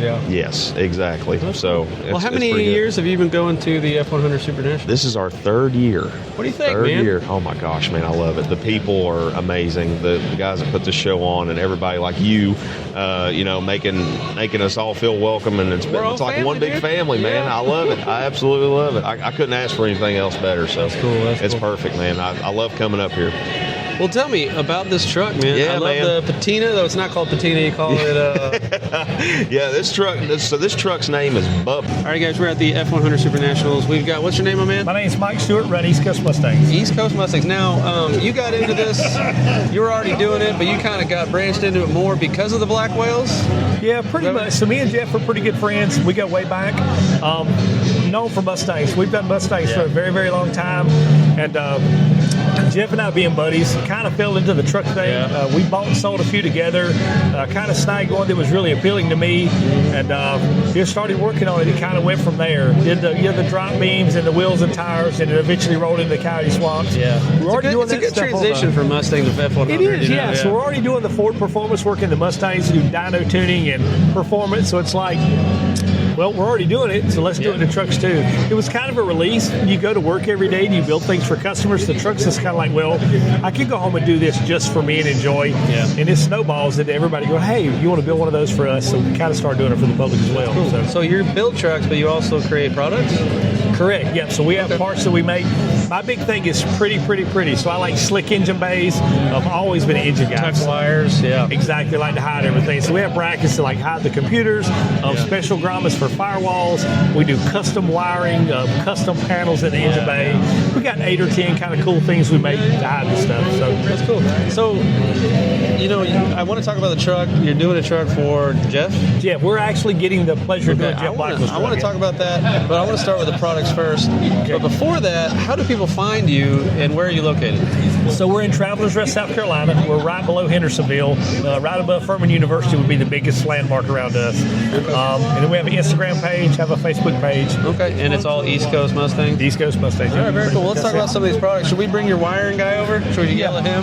Hey, Josh, you want to talk about some wiring and stuff?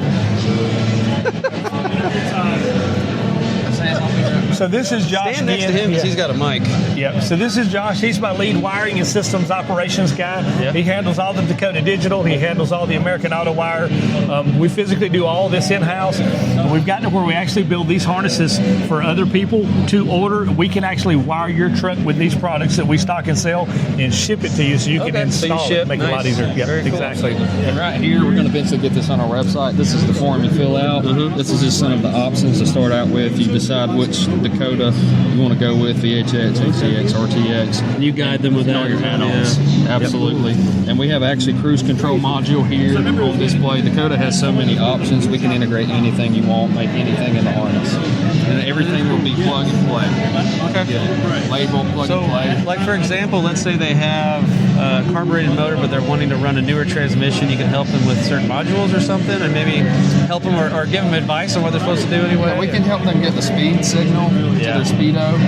If they're wanting to do like cruise control and stuff like that, more than likely we're going to have to get fuel injected with like Holly Sniper or something like that. We can definitely help you sit in the right direction. Sometimes I talk to a lot of people and they want to do the new stuff, and they know how to put the motor in. They know how to do all that, but the wiring, they're like, I got to get the modules or I got to get the whatever. That's something you guys can help them out with, right? Correct. Absolutely. Yep. Yeah. It doesn't matter if they're from the Carolinas or not, you know? No, okay. Exactly. Yeah, we have stuff there from all over. So we've got guys from Virginia and Tennessee and the lower part of South Carolina, Alabama. Lots of stuff. Well, what is cool and special about what you guys do with the wiring here at the East Coast Mustang? What I do, we use American Auto Wire. Okay. In theory, they have a part number and a kit for every single truck we build. Yeah. However, we've chosen one specific harness, and because how sleek it is. I mean, that fuse box is going to tuck, it's going to hide. Yeah. And it's just sleek and nice. And then you pull your cap off, it's hides your fuses. Okay. Nice. Everything is labeled. That's cool. And so then what I'll do is I'll repurpose a lot of these connections, and I'll tie your vintage air in. Like for instance here, you got your key on power, you got your constant hot, your trinary switch, and everything will be labeled for you. Everything's plug and play. For your Dakota, everything here will be plug and play to plug right into that harness. So basically, you tell me what you want. We go over everything. We'll get the kit, vintage air, Dakota, control pack, engine wiring harness, and everything will be integrated. Right here, this is the control pack where it's integrated. Yeah. And I've taken this harness apart, like stripped the loom completely down and moved the engine fan to make stuff more streamlined when you're putting it in there. So very cool. And I see transmission cross members. I see coilover mounts and things like that. So you guys dabble in some of the other stuff? Yeah, do a little bit of everything with that. So the transmission mounts fit 65 to 79. They're Coyote specific for the 6R80 or the 10R80. They have multiple slots, so you can use that with a stock suspension truck, or you can use it with an aftermarket front suspension where the motor's offset. The PCM mount, this is another trick. So this is what holds the computer. If you look at all our engine bays where everything is nice and sleek, the computer is actually mounted behind the engine. So this goes on the firewall and uses existing holes. Just another way we hide wiring and put it somewhere. Very cool. And that's what that does. And we also have this is brand new. If you get this from us, this is for your the PCM grommet is what we're dumping it. It comes out right beside that PCM bracket. And this will actually go through your firewall. This is your template to cut it out. Okay. Very cool. And then once you get it cut out, you run that through and you slide this in there, and it's covered. It's sleek. It's hid. It's nice and neat. And we also have several other things for your vintage air. These plates right here. I was wondering what Mike, these are for slicks only right now. Exactly, slicks only. So when you do an AC kit installed in the truck and how you have to run the bolts in from the outside on the firewall. So this, when you take your old heater box out, you hold this up to the firewall inside, and you can see these studs through those holes. Nice. And you hold it there and you spot weld that. And then when you go inside, you have studs, and then you can hang your AC box on it. So now there's no more bolts in the firewall. So again, just whatever we can possibly come up with to make the engine bay pretty and nice is what we want to do. I want to talk about this truck next, but real quick. Sure.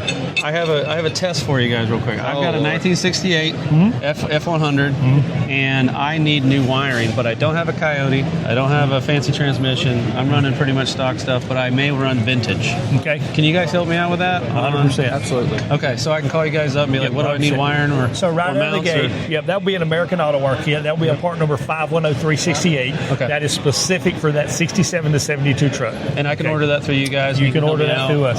What I got to do to install it. Right? And we can send that to you in the box, just like American Auto Wire sends it. They have great instructions. It's a magnificent kit right out of the gate. Or you could say, hey, I'm not really up on wiring. What can you do to help make this install easy? Then we take that kit and we repurpose. We locate ends correctly. This is actually laid out exactly as it would go in this truck. Okay. We could do that same thing for your kit for you, and things like this falls right where that switch goes, right where this switch goes, right where that switch goes, and it basically jumps in the truck for you. We could even integrate that with vintage air if you want to do that. Gotcha. You don't have to have any kind of new model drivetrain.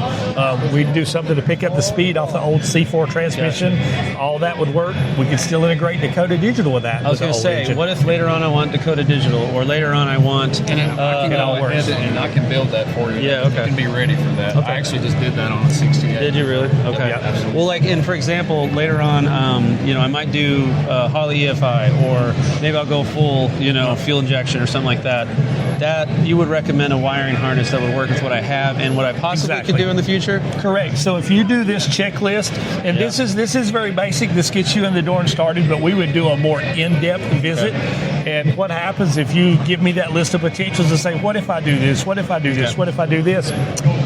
We can run all those blunt leads ready for you. Everything's marked. We have a heat shrink labeler, so you would get something like this on the end. Okay. And this would say future Holley EFI. This could say future. That way I can find power seat, future heating seat. Everything, and it would be ready for you, ready to go. Make it easy and a better experience for the customer. Gotcha. Okay, very cool, man. Well, that sounds great. Now, how can they reach you again? East Coast Mustangs. We're in Travelers Rest, South Carolina. Instagram or Facebook is probably the easiest way. Very cool. All right. Well, I'm going to talk about the truck next, but I want to do that in a separate video. Okay. So if you guys watch this, check out East Coast Mustangs. Do you have Instagram? Do Instagram. Okay. Yep. I might collab you in that video, and if you guys want to know about some of the products on the truck that we're about to talk to, check out the next video, man. Thank you so much. Sounds I good. appreciate Thanks, you. Greg. Appreciate it. Thank you. Thanks. All right. See ya. Guys, I'm out here, the East Coast Mustangs. We got, what's your name, my man? Mike Stewart. Okay, we just did a video about all of the products and your guys' company, but you're building a truck for one of the Blackwells, Jeff, right? Actually, this is Jeff Blackwell's truck. Yes, sir. I'm going to start right off the bat. You mentioned earlier, man, there's wiring here, or at least there's going to be, and I don't see anything. You like to keep stuff clean. Exactly. We really like the street rod side of things. So pretty much everything we do is hid. I like to hide everything. So we have brackets, we have special grommets, we have special heater hose fittings through firewalls. Just things we do to get everything unnecessary completely out of the engine bay. Completely. Very cool. So what of your products and what have you done to this truck? So the specific things on this you will see right behind the engine. This is a PCM bracket. Y'all guys may have seen that in the previous video. This is where the computer mounts. So there's a lot of great places to mount it. Guys mount it on the fender well or close to the front of the motor on the back. There's a lot of great options. For us, the best option is behind the engine. Number one question on that, does it get too hot? No. We've been running this bracket and these computers here for 3 to 4 years now with absolutely zero issues on that whatsoever. So Very cool. Now it's going to have what you guys use, wiring harness, all of the modules, ECUs, things like that. You're wiring that up, but you've also done body and paint or just body? Like, what have you done on this truck aside from your wiring harness? So this is I would say factory paint, but we didn't paint the truck. But the firewall forward, the whole bottom, the door jambs have been done. We painted the dash, the interior. We've had to do floor pans and stuff in this truck. We're pretty much under the bottom. It's got a liner on it because we're going to drive this truck a lot, or Jeff is. But the engine bay is all fresh paint. The firewall's body work and paint. The door jambs are fresh. The doors are still at the shop, but they're fresh paint. But everything inside will be brand new and spectacular. What'd you do back here? So it's got a no limit engineering 4-link kit on the back. Every bit of this frame is American Racing. That's a 12-inch wheel with a 3-inch backspace. And that 9-inch rear is cut 9 inches, so 4.5 inches out of each side. Very cool. Now, what'd you say, 4-link? Is this one that you built, or? Well, actually, No Limit Engineering makes this kit. There's some bolt-on or weld-on kit. Yeah, you can grab from those guys. What coils did you go with? Viking double adjustable coil. Everyone likes some Vikings. Yeah, Viking makes good stuff. Very cool. Are you more of a 4-link guy, or you like 3-link, or? Kind of a 4-link guy. The 4-link stuff works really good on the trucks. Yeah, it really does. Yep. And here's a good example of your ECM and ECU type stuff. Like sure. So that board we had looked at earlier, how it's laying out on the table for display, this is what it looks like actually installed. So you can see all your modules mounted, how the wiring is tucked, and everything's nice and neat. That is nice. Very cool. This truck has a custom fab dash in it too, so it's air conditioned, but we didn't want the air conditioning under the dash with the plastic vents. Yeah. So these are Resto Mod Air billet vents. Okay. We have dimple dies that we made. All this is fab. There's 5 different pieces of metal fitted here in TIG. There's about 60 to 70 hours just in the metal work on the dash for the AC vents on this truck. That is amazing. What's your favorite part of this build? Oh man, there's so much. There's so much. Gotcha. To be honest, it's an absolute pleasure to build a truck for a friend, and there's a lot of love in this truck, and that's really the best part is getting to work with Jeff on it. I like that you're mixing the old with the new. Exactly. Keeping some of the original paint, but then painting the new stuff. Yep. That is cool, man. Well, very cool, man. What else? What was the hardest part of doing anything to this truck?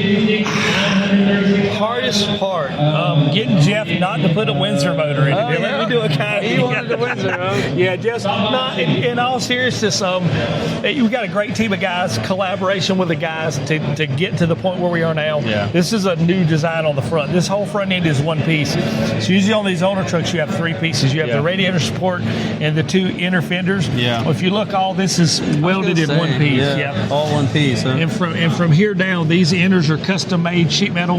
Wow. And that's all custom, and it's all welded together in one piece. There's 5 different pieces of metal in this to put all that together, and then it encases the radiator right there. But literally, when you're done, that's all you'll see. We have to do a cold air intake and a radiator and fans, and that's going to be it. Yeah. So cool. we have a bulkhead here for the heater hoses behind the engine, and then also from here you can see the grommet for the wiring harness. So that's where the control pack comes out. Gotcha. And that's all the wiring that comes in the engine bay. Headlights, turn signals, everything else mounts under the bottom on brackets, so it's all gone. Very cool. Well, where can people find you if they want to build or wire harness? Same thing. Travelers Rest, South Carolina. Easiest way to get us is on Instagram or reach out to me on Facebook Messenger. And my phone number is everywhere. That is my cell phone number that's posted everywhere. And yes, you may use it. You can call it anytime. So, all right, very cool. East Coast Mustangs, man. Thank you for your time. Yes, I sir. appreciate Thanks, it. Greg. You have Yes, a good sir. one. See ya. All right, I'm inside and actually caught one of the Mr. Black Whales right here, the trio brothers that run this show. And I want to ask you about the F100 Super Nationals this year, my man. Introduce yourself and let us know. I'm Jeff Blackwell. I'm one of the owners of the F100 Super Nationals here in Sevierville, Tennessee. And if you look us up online or if you watch some of the stuff on YouTube, the show's growing. It's getting bigger every year. We're looking for it to be even bigger next year, and we always want to grow it and keep a family-oriented atmosphere, relaxed atmosphere. Everybody seems to like it. If you want to, come on down and see us. We'd love for you to come spend some time with us, get to know us.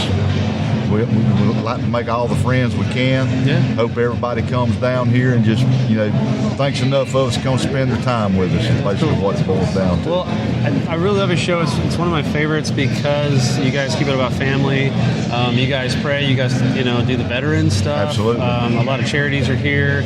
But everyone I talk to says, I love the F100 Super Nationals because of how chill it feels and how close everyone feels connected.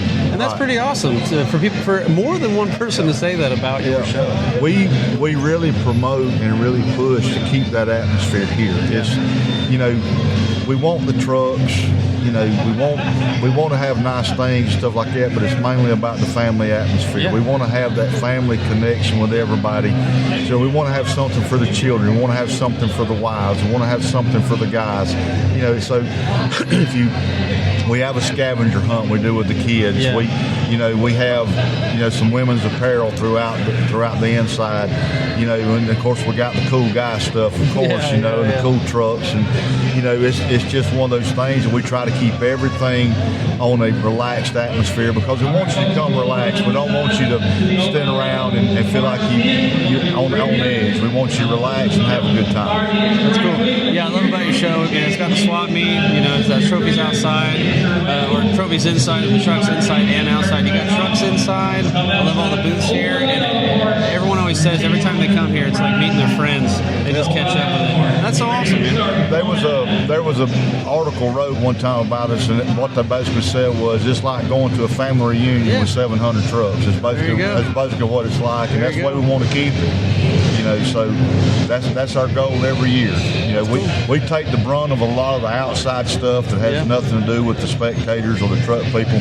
We take the brunt of that on us, and we deal with it so everybody else can enjoy it. I feel like it's really stressful running a show, and you guys always seem relatively relaxed. There's probably some stressful times. Yeah, but you guys seem to handle it all right. Nobody's perfect kind of thing, man. There's things you learn something every year. Every year there's new challenges. Every year something new comes up, and every year we work through it. And there again, we keep that away from everybody, the spectators and the trucks and this, that, and the other. We take that on ourselves, and we come out here and we take time to ride around. We got an awesome staff that really works hard to keep us going, and they take a lot of stuff off of me, and Danny and Steve take a lot of stuff off of us, so it gives us more time to come out and enjoy the people. And we also, but at the same time, we give our staff swap out ample time so they can come enjoy the show as well. So if you see our guys out running around with the red staff shirts on, shake your hand, tell them you appreciate them, because Lord knows we do. We can't. Of course, Danny brought a lot of the staff on. Over 90% of our staff are police officers.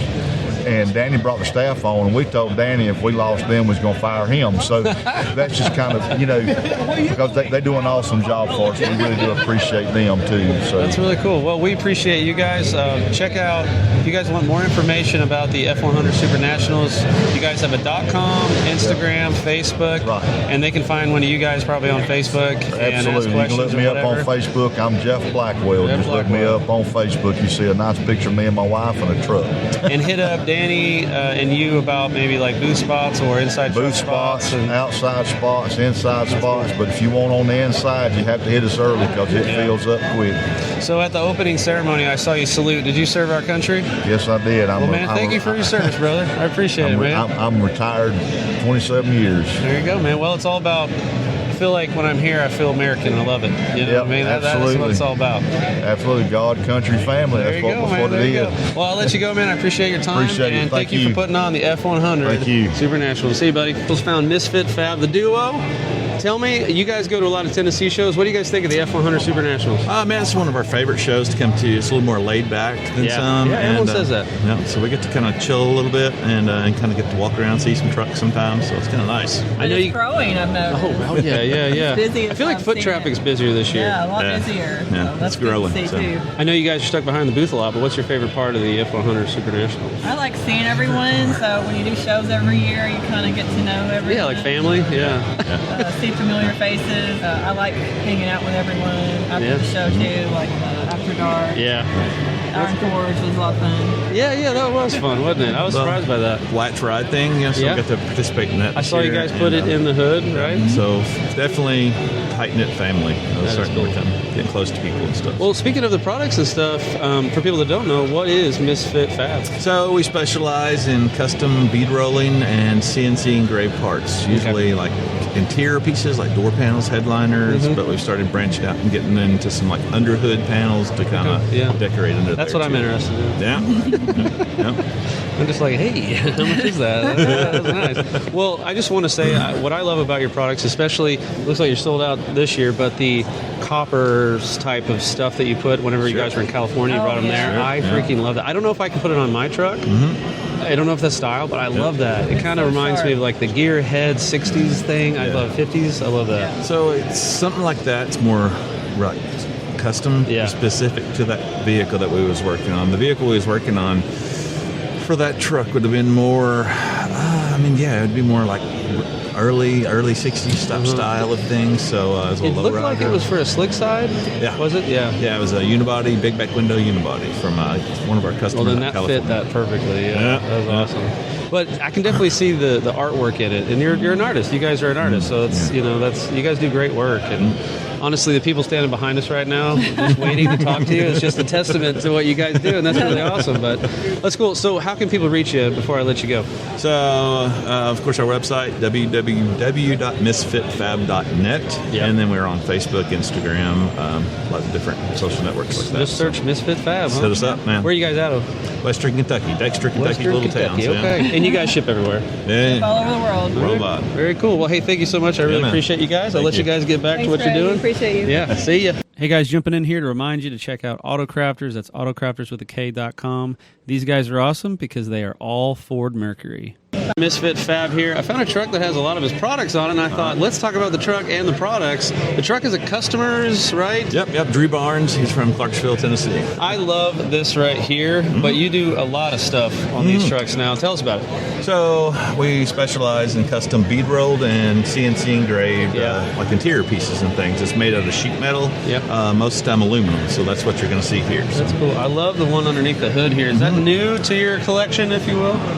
So this is like a main underhood piece, and we have like little side pieces here that's going to cover up some of the ugly holes that are on these factory hoods. That is cool. How long have you been doing the under the hood? We started the underhood stuff about 2 years ago. Our business started about 4 years ago. So. That's cool. What'd you start with? What did I start? Yeah. So I started making like floor pans and stuff, so it's little small stuff. And it kind of branched out into when I was making artwork into them. So my first F100 would have been a 70 I had, and I made a custom headliner for it. And what I did is I took, what did we do? We did the V8, that V8, and we took it and we put it into the headliner, and I shared a picture on Facebook, and everybody was kind of liked it. That's how it starts, isn't it? And then one guy suggested I go to the Grand National Show that May. It would have been 2021, I believe, and ever since then, man, we've been pretty busy. So. Yeah, that's cool. This is probably one of my favorite things. The I don't know, what would you call that, radiator core support cover or That'd something? be right, yeah. I love that. Tell us about that. So this was just kind of decorated. We shape it to cover the cover itself. And then this is a multi-piece design, which has a main piece, an insert, and then it has some little stainless steel pieces. This is the mesh that kind of decorates it up. So. And then you can like customize it there. Yeah. So on the center, behind the hinges, we can actually customize with like a different, whatever design you want, really. So that's cool. I've seen some of these, and some of the mount right on top of the upper valance. Yep. I like that yours sort of tucks in there a little bit. We can do multi different ways. So certain trucks, like this truck, has a really nice paint job. Yeah. So what we chose to do on this was just the one-piece design. Now some people have it to where it's more open there, or rusted, I guess would be a good word for it too. So you might want it to come forward and just look a little cleaner. So can you put it where it mounts to the valance bolts? You think you can make that happen, or? Well, what I do? Are you talking about here? I don't really need anything. It don't move much. Okay. What we do is there's some low-profile bolts behind here, and we actually use some on here just to kind of where I can sink it down in there a little farther. So that is cool. So what else do you have on this truck? On this truck, we have all our interior stuff into. He just had a custom stereo system put in it also. Oh, nice. So you'll see behind the seats and on the kick panels to where we made custom speaker mounts. That is cool. It has some custom engraving done to it, so you'll see the little fine lines that are in the diamonds. Really kind of make it dance in the light when you're following it around with your camera there. I love the kick panels too. Yeah. Or door. What are those called? Door sills. Door stops. That is cool. One thing on in the rear and the corners, which is kind of hard to see, but if you look at this, you might be able to see how we put the speakers and we custom engrave those. There you go. We've had a few people throughout the years that's been asking for some speaker options to be able to mount some things. So we do offer kick panels that has speaker pods, and we just started doing the little corner pieces too. That's cool. This has a couple different options that you can do, but if you're ever interested. You do a lot of probably similar stuff, but then also you customize.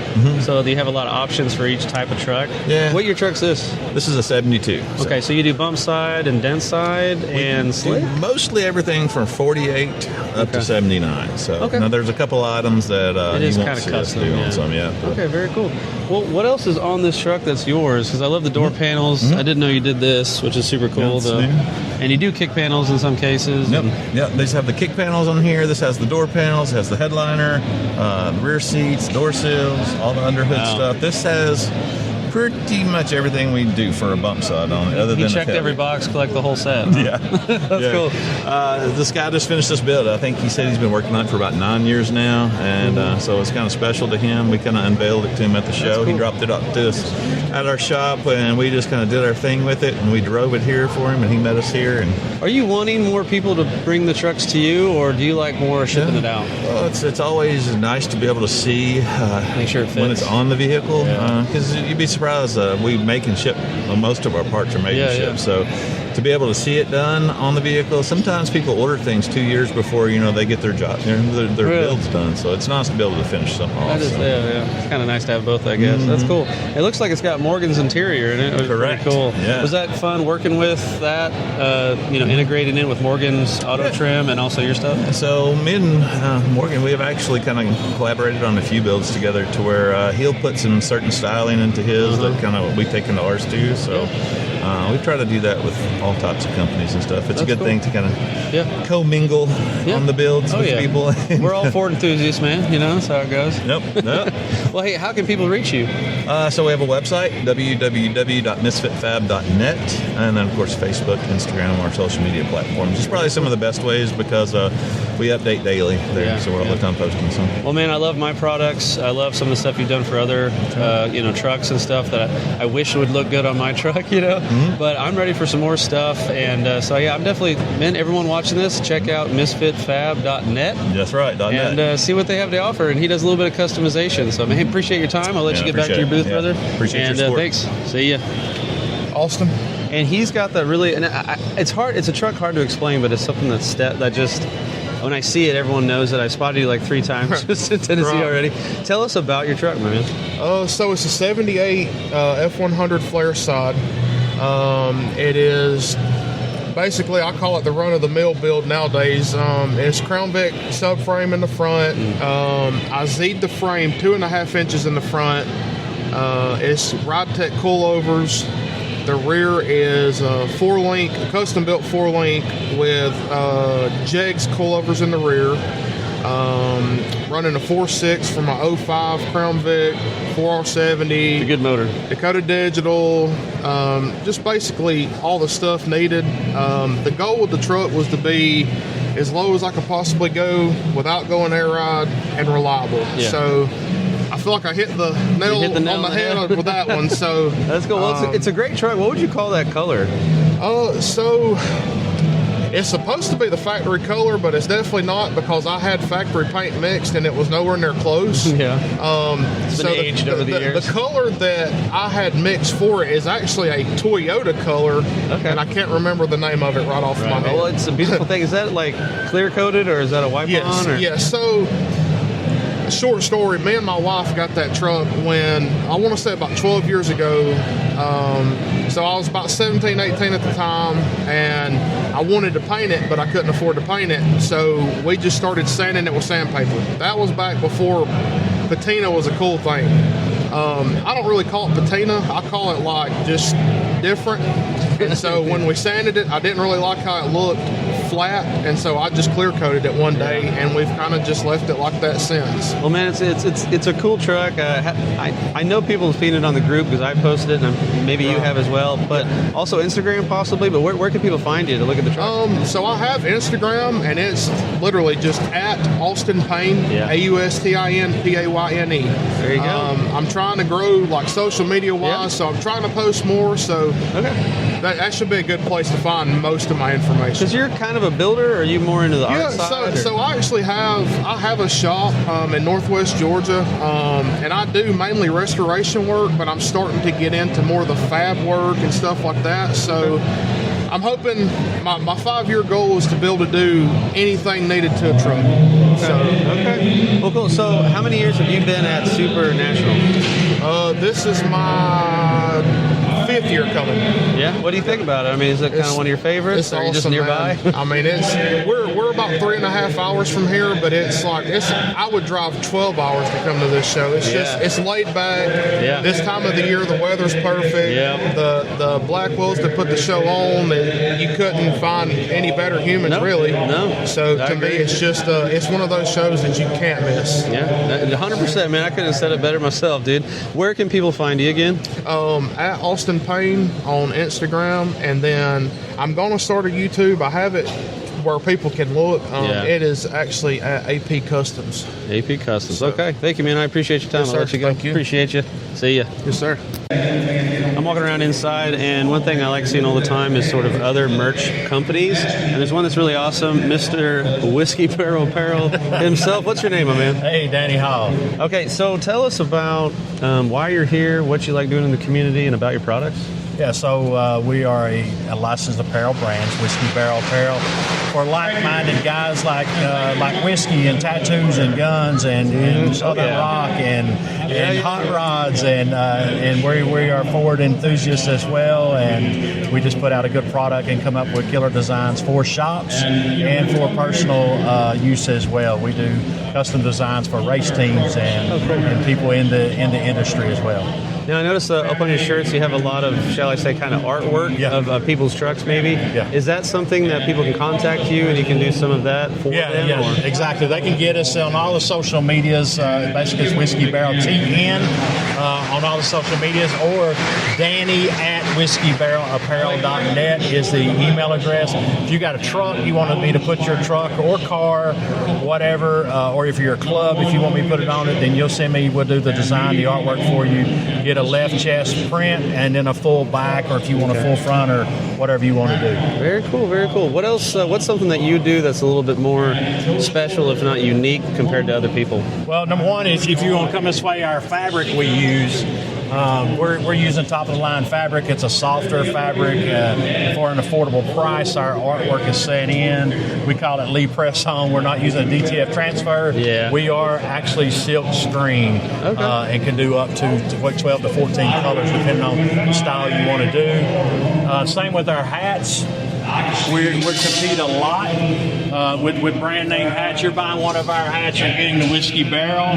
You're getting a branded hat that's a nice quality. It's got a tag in. Okay. Got the tag in. We're 7-panel, flat bills. So if I got one, I could have Ford F100 World as the tag inside. F100 World is inside. Cool. If you want your club to be there, we put your club's name in it, and it comes with it. So again, we're taking the next step for people to make it personal for their club or for their personal event as well. And you don't have to be in Tennessee or wherever. Shop us nationwide. We'll send it to you.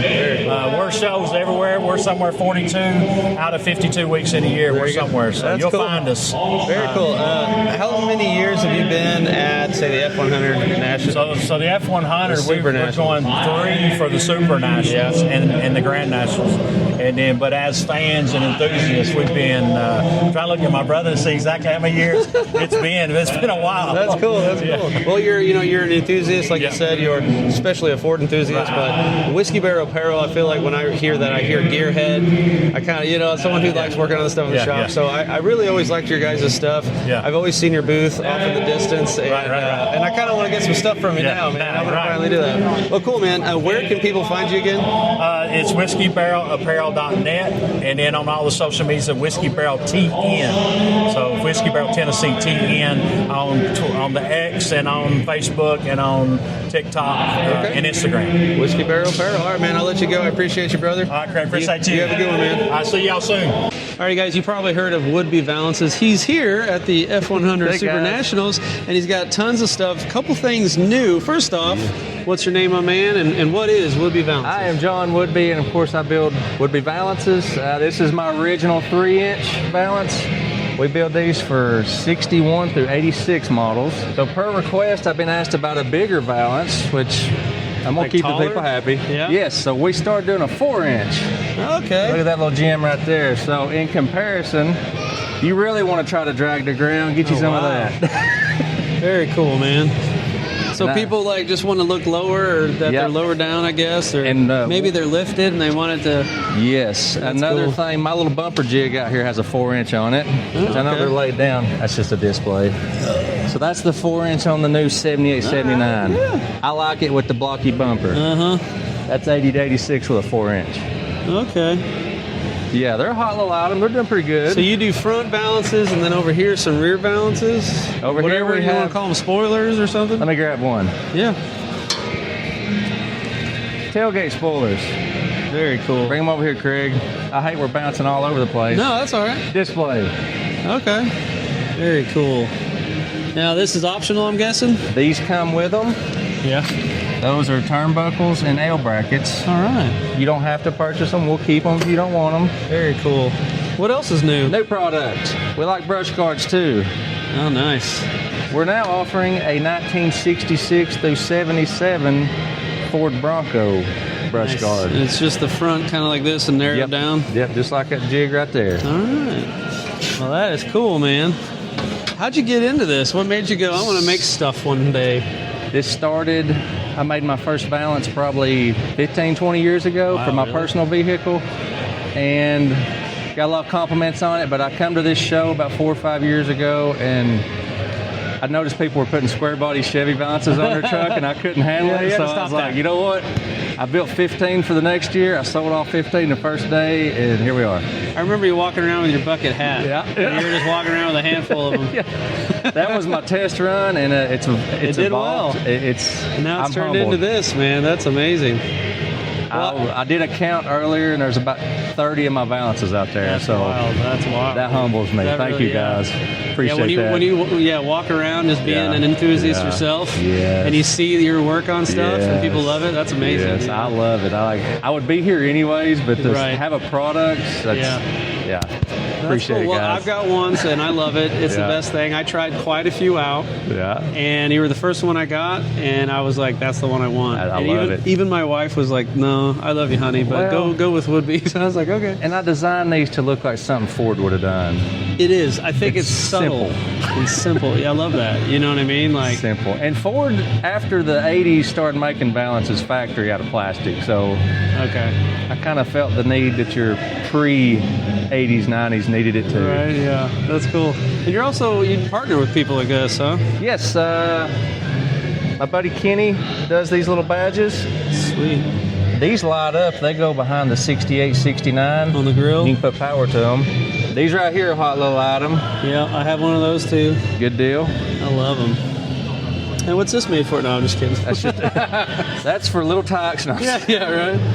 I had a scrap piece, so somebody just wanted to look at it, see the welds. See how it is or whatever. Yeah, that's cool. Well, very cool, man. Now, how do people find you if they're interested in a Woodby Valance? So I have a website, woodbyvalances.com. That's the best way.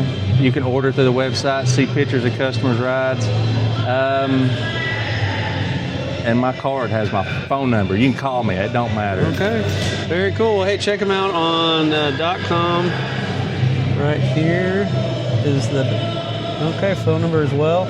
And I think you're on at least Facebook, right? I do Facebook, Instagram, and then I use a website for orders and everything. But yeah, if you can't find them, contact me on there. You go. Ford F100 World anywhere, man. Well, hey, I really appreciate it, dude, and I appreciate the time. And you have a good one. Thanks, right, Craig. Enjoy the show.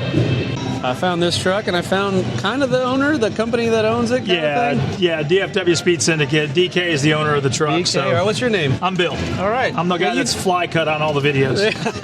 Now, you guys sell some Offenhauser stuff, but I want to talk about this truck. Obviously has some goodies on it. Yep. Well, yeah, tell us about this thing. So this is really cool. We built this truck. We had a customer in Florida, Randy, had this truck, and he sent it to us from Florida, and we were doing a build on it. And he told us everything that he wanted to do on it. And I apologize about the wiring. It's a little still scattered a little bit. But anyway, he told us what he wanted to do with it. This truck actually had a small block in it.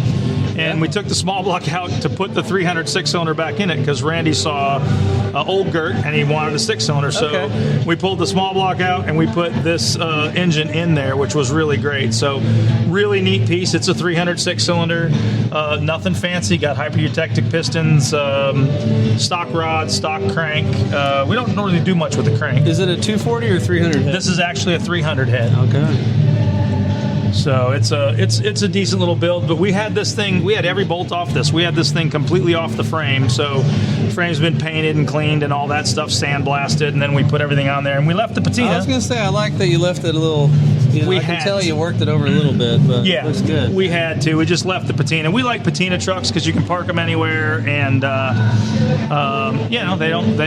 they look good forever. I like the way they look. So yeah, this is cool. And then, of course, this is one of our first generation turbo kits. We still sell and make and sell these turbo kits. This one is the one that uses the HD manifold. So if you've got an HD manifold, we can get you this turbo kit. And we also just came out with the new turbo kit, which is for the EFI manifolds. But this is one of our our original ones, and a great little kit, great little setup. That's cool. That's cool. Now, I love how this pops out of the fender right here, but do you know anything else about the truck? Like, what's the front suspension or anything like Front that? suspension is just I-beams. We put John's rods on there. Is DJM? I think these are DJMs on here. So just got the regular drop beams on there. We flipped the rear end and we put airbags on it. It's an air suspension deal. So kind of a cool deal. That's cool. Can I open the door? Interior, yes. This is so cool in here. Oh, wow. So these seats were made by Ray from Illuminati Custom Garage. Okay, I noticed these. Are those Illuminati? Yep, those as well? Illuminatis too. Yeah. So Ray Bonilla did these for us and just did a great job on the seats.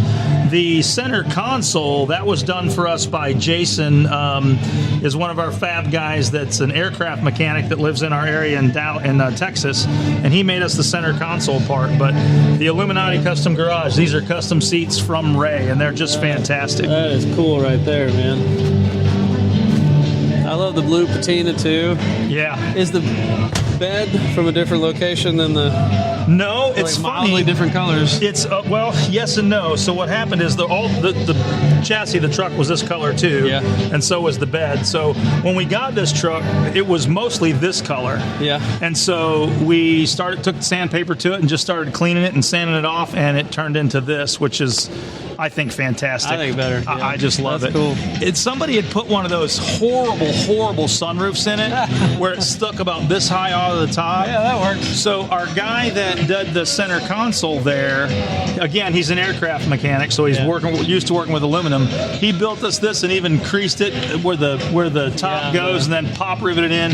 Such a neat look too. So it actually just fits. That's cool, man. So what's in the back? You said a flipped 9-inch? Yeah, and it's just a air ride suspension. Nothing fancy, just a air ride suspension on it. Or shocks?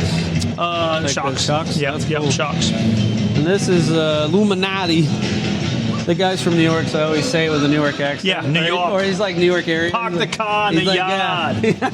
Park the car in the yard and give me a spoiler. Yeah, the $1.25 for a cup of coffee, all right? Exactly. We'll get you the Illuminati spoilers here. He doesn't sound like that. No, he doesn't. But I'm sure he appreciates it. I don't know. I hope he laughs. Man, this is really cool right here. Now, real quick, what do we got going on behind us here, though?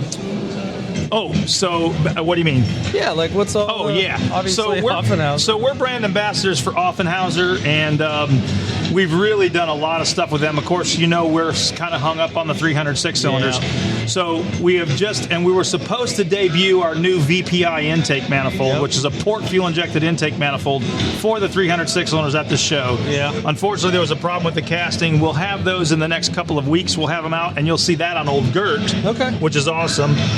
Of course, these are Ray's mirrors. Man, he just does such a nice job. He shot me a text with these, and I was like, those are awesome. I think this is the one I saw, actually. Yep. And this is our new turbo kit. So this is the turbo kit that we have that bolts onto the EFI manifolds. So basically, he does one of these numbers right here, bolts onto the EFI manifolds. Okay. Wastegate here, turbo there. And by building it this way, out of the Schedule 40 pipe, we no longer have to worry about having a support for the turbo. So the turbo sits right on this, and it does it. It's rock solid. Yeah.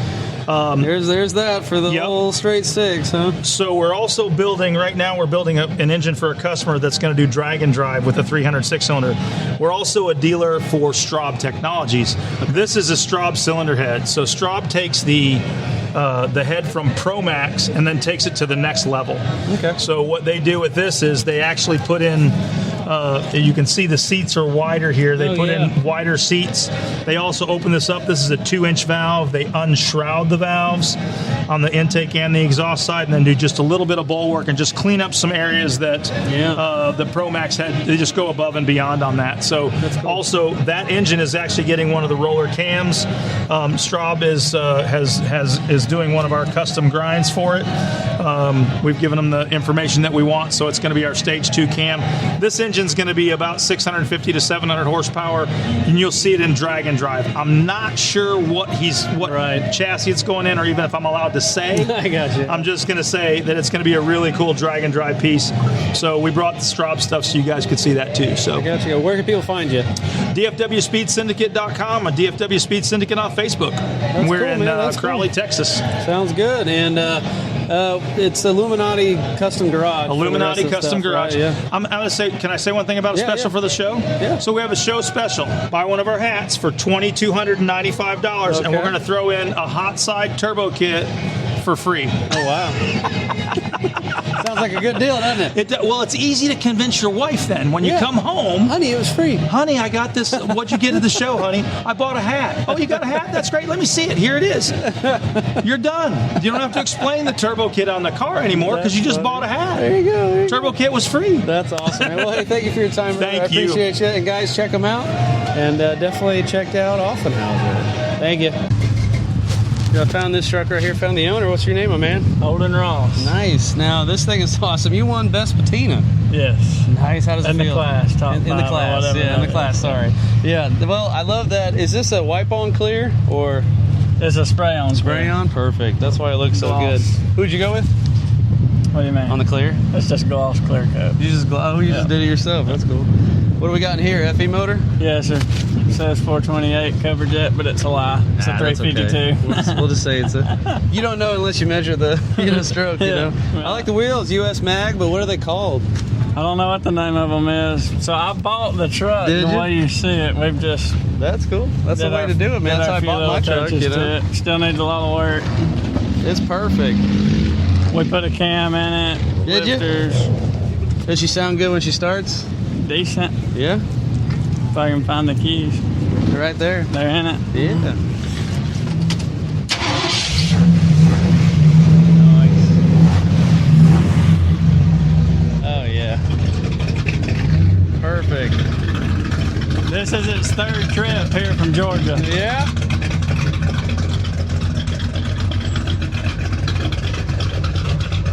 Very cool, man. Well, I'll let you go, brother. And I'll see you on the next one. Good talking to you. I'll see you in May. Yep. All right, later. Guys, I'm here. A chassis. Everyone loves chassis.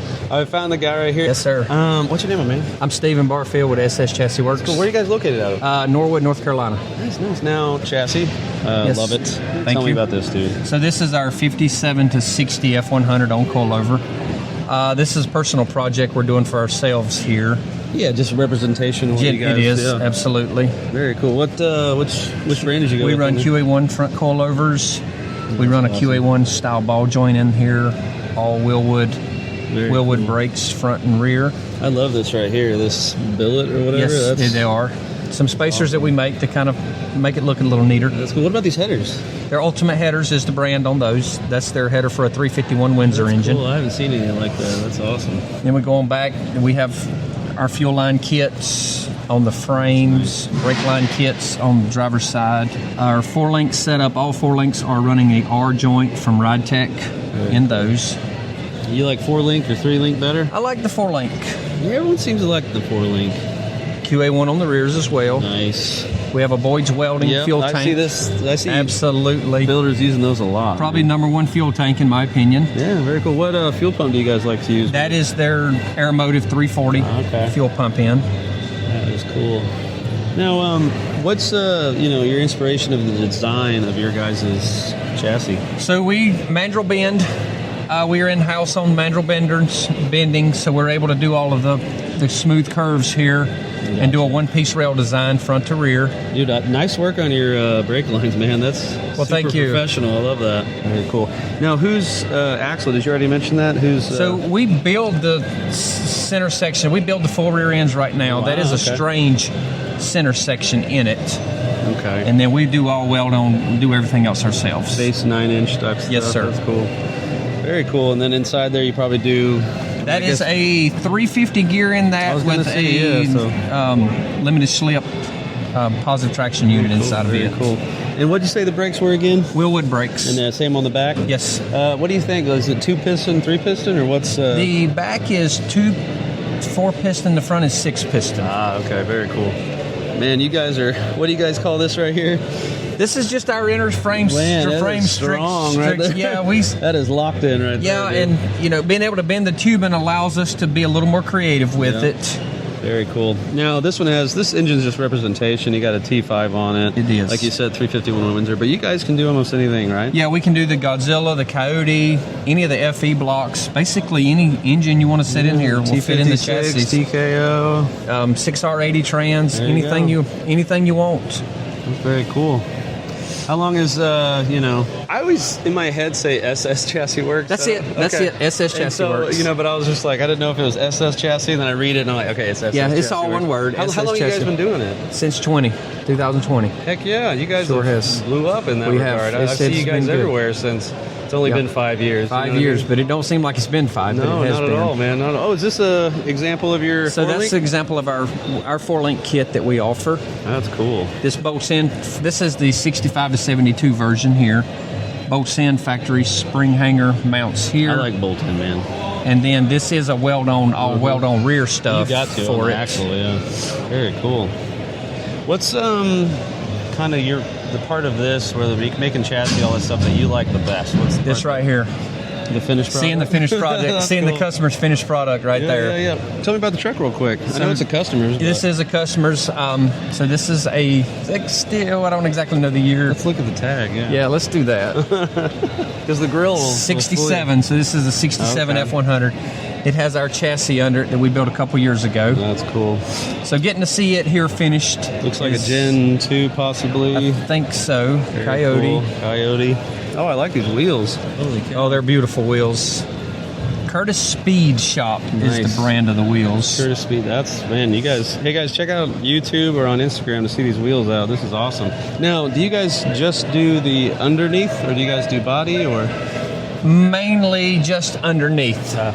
We have do a couple full builds, but 90% is just what's underneath is what we do. If somebody wants, some other stuff, like maybe their chassis rolling in and then you putting the body on it, you guys do that? Absolutely. This area? You sure can. Do all the That's fitment. cool.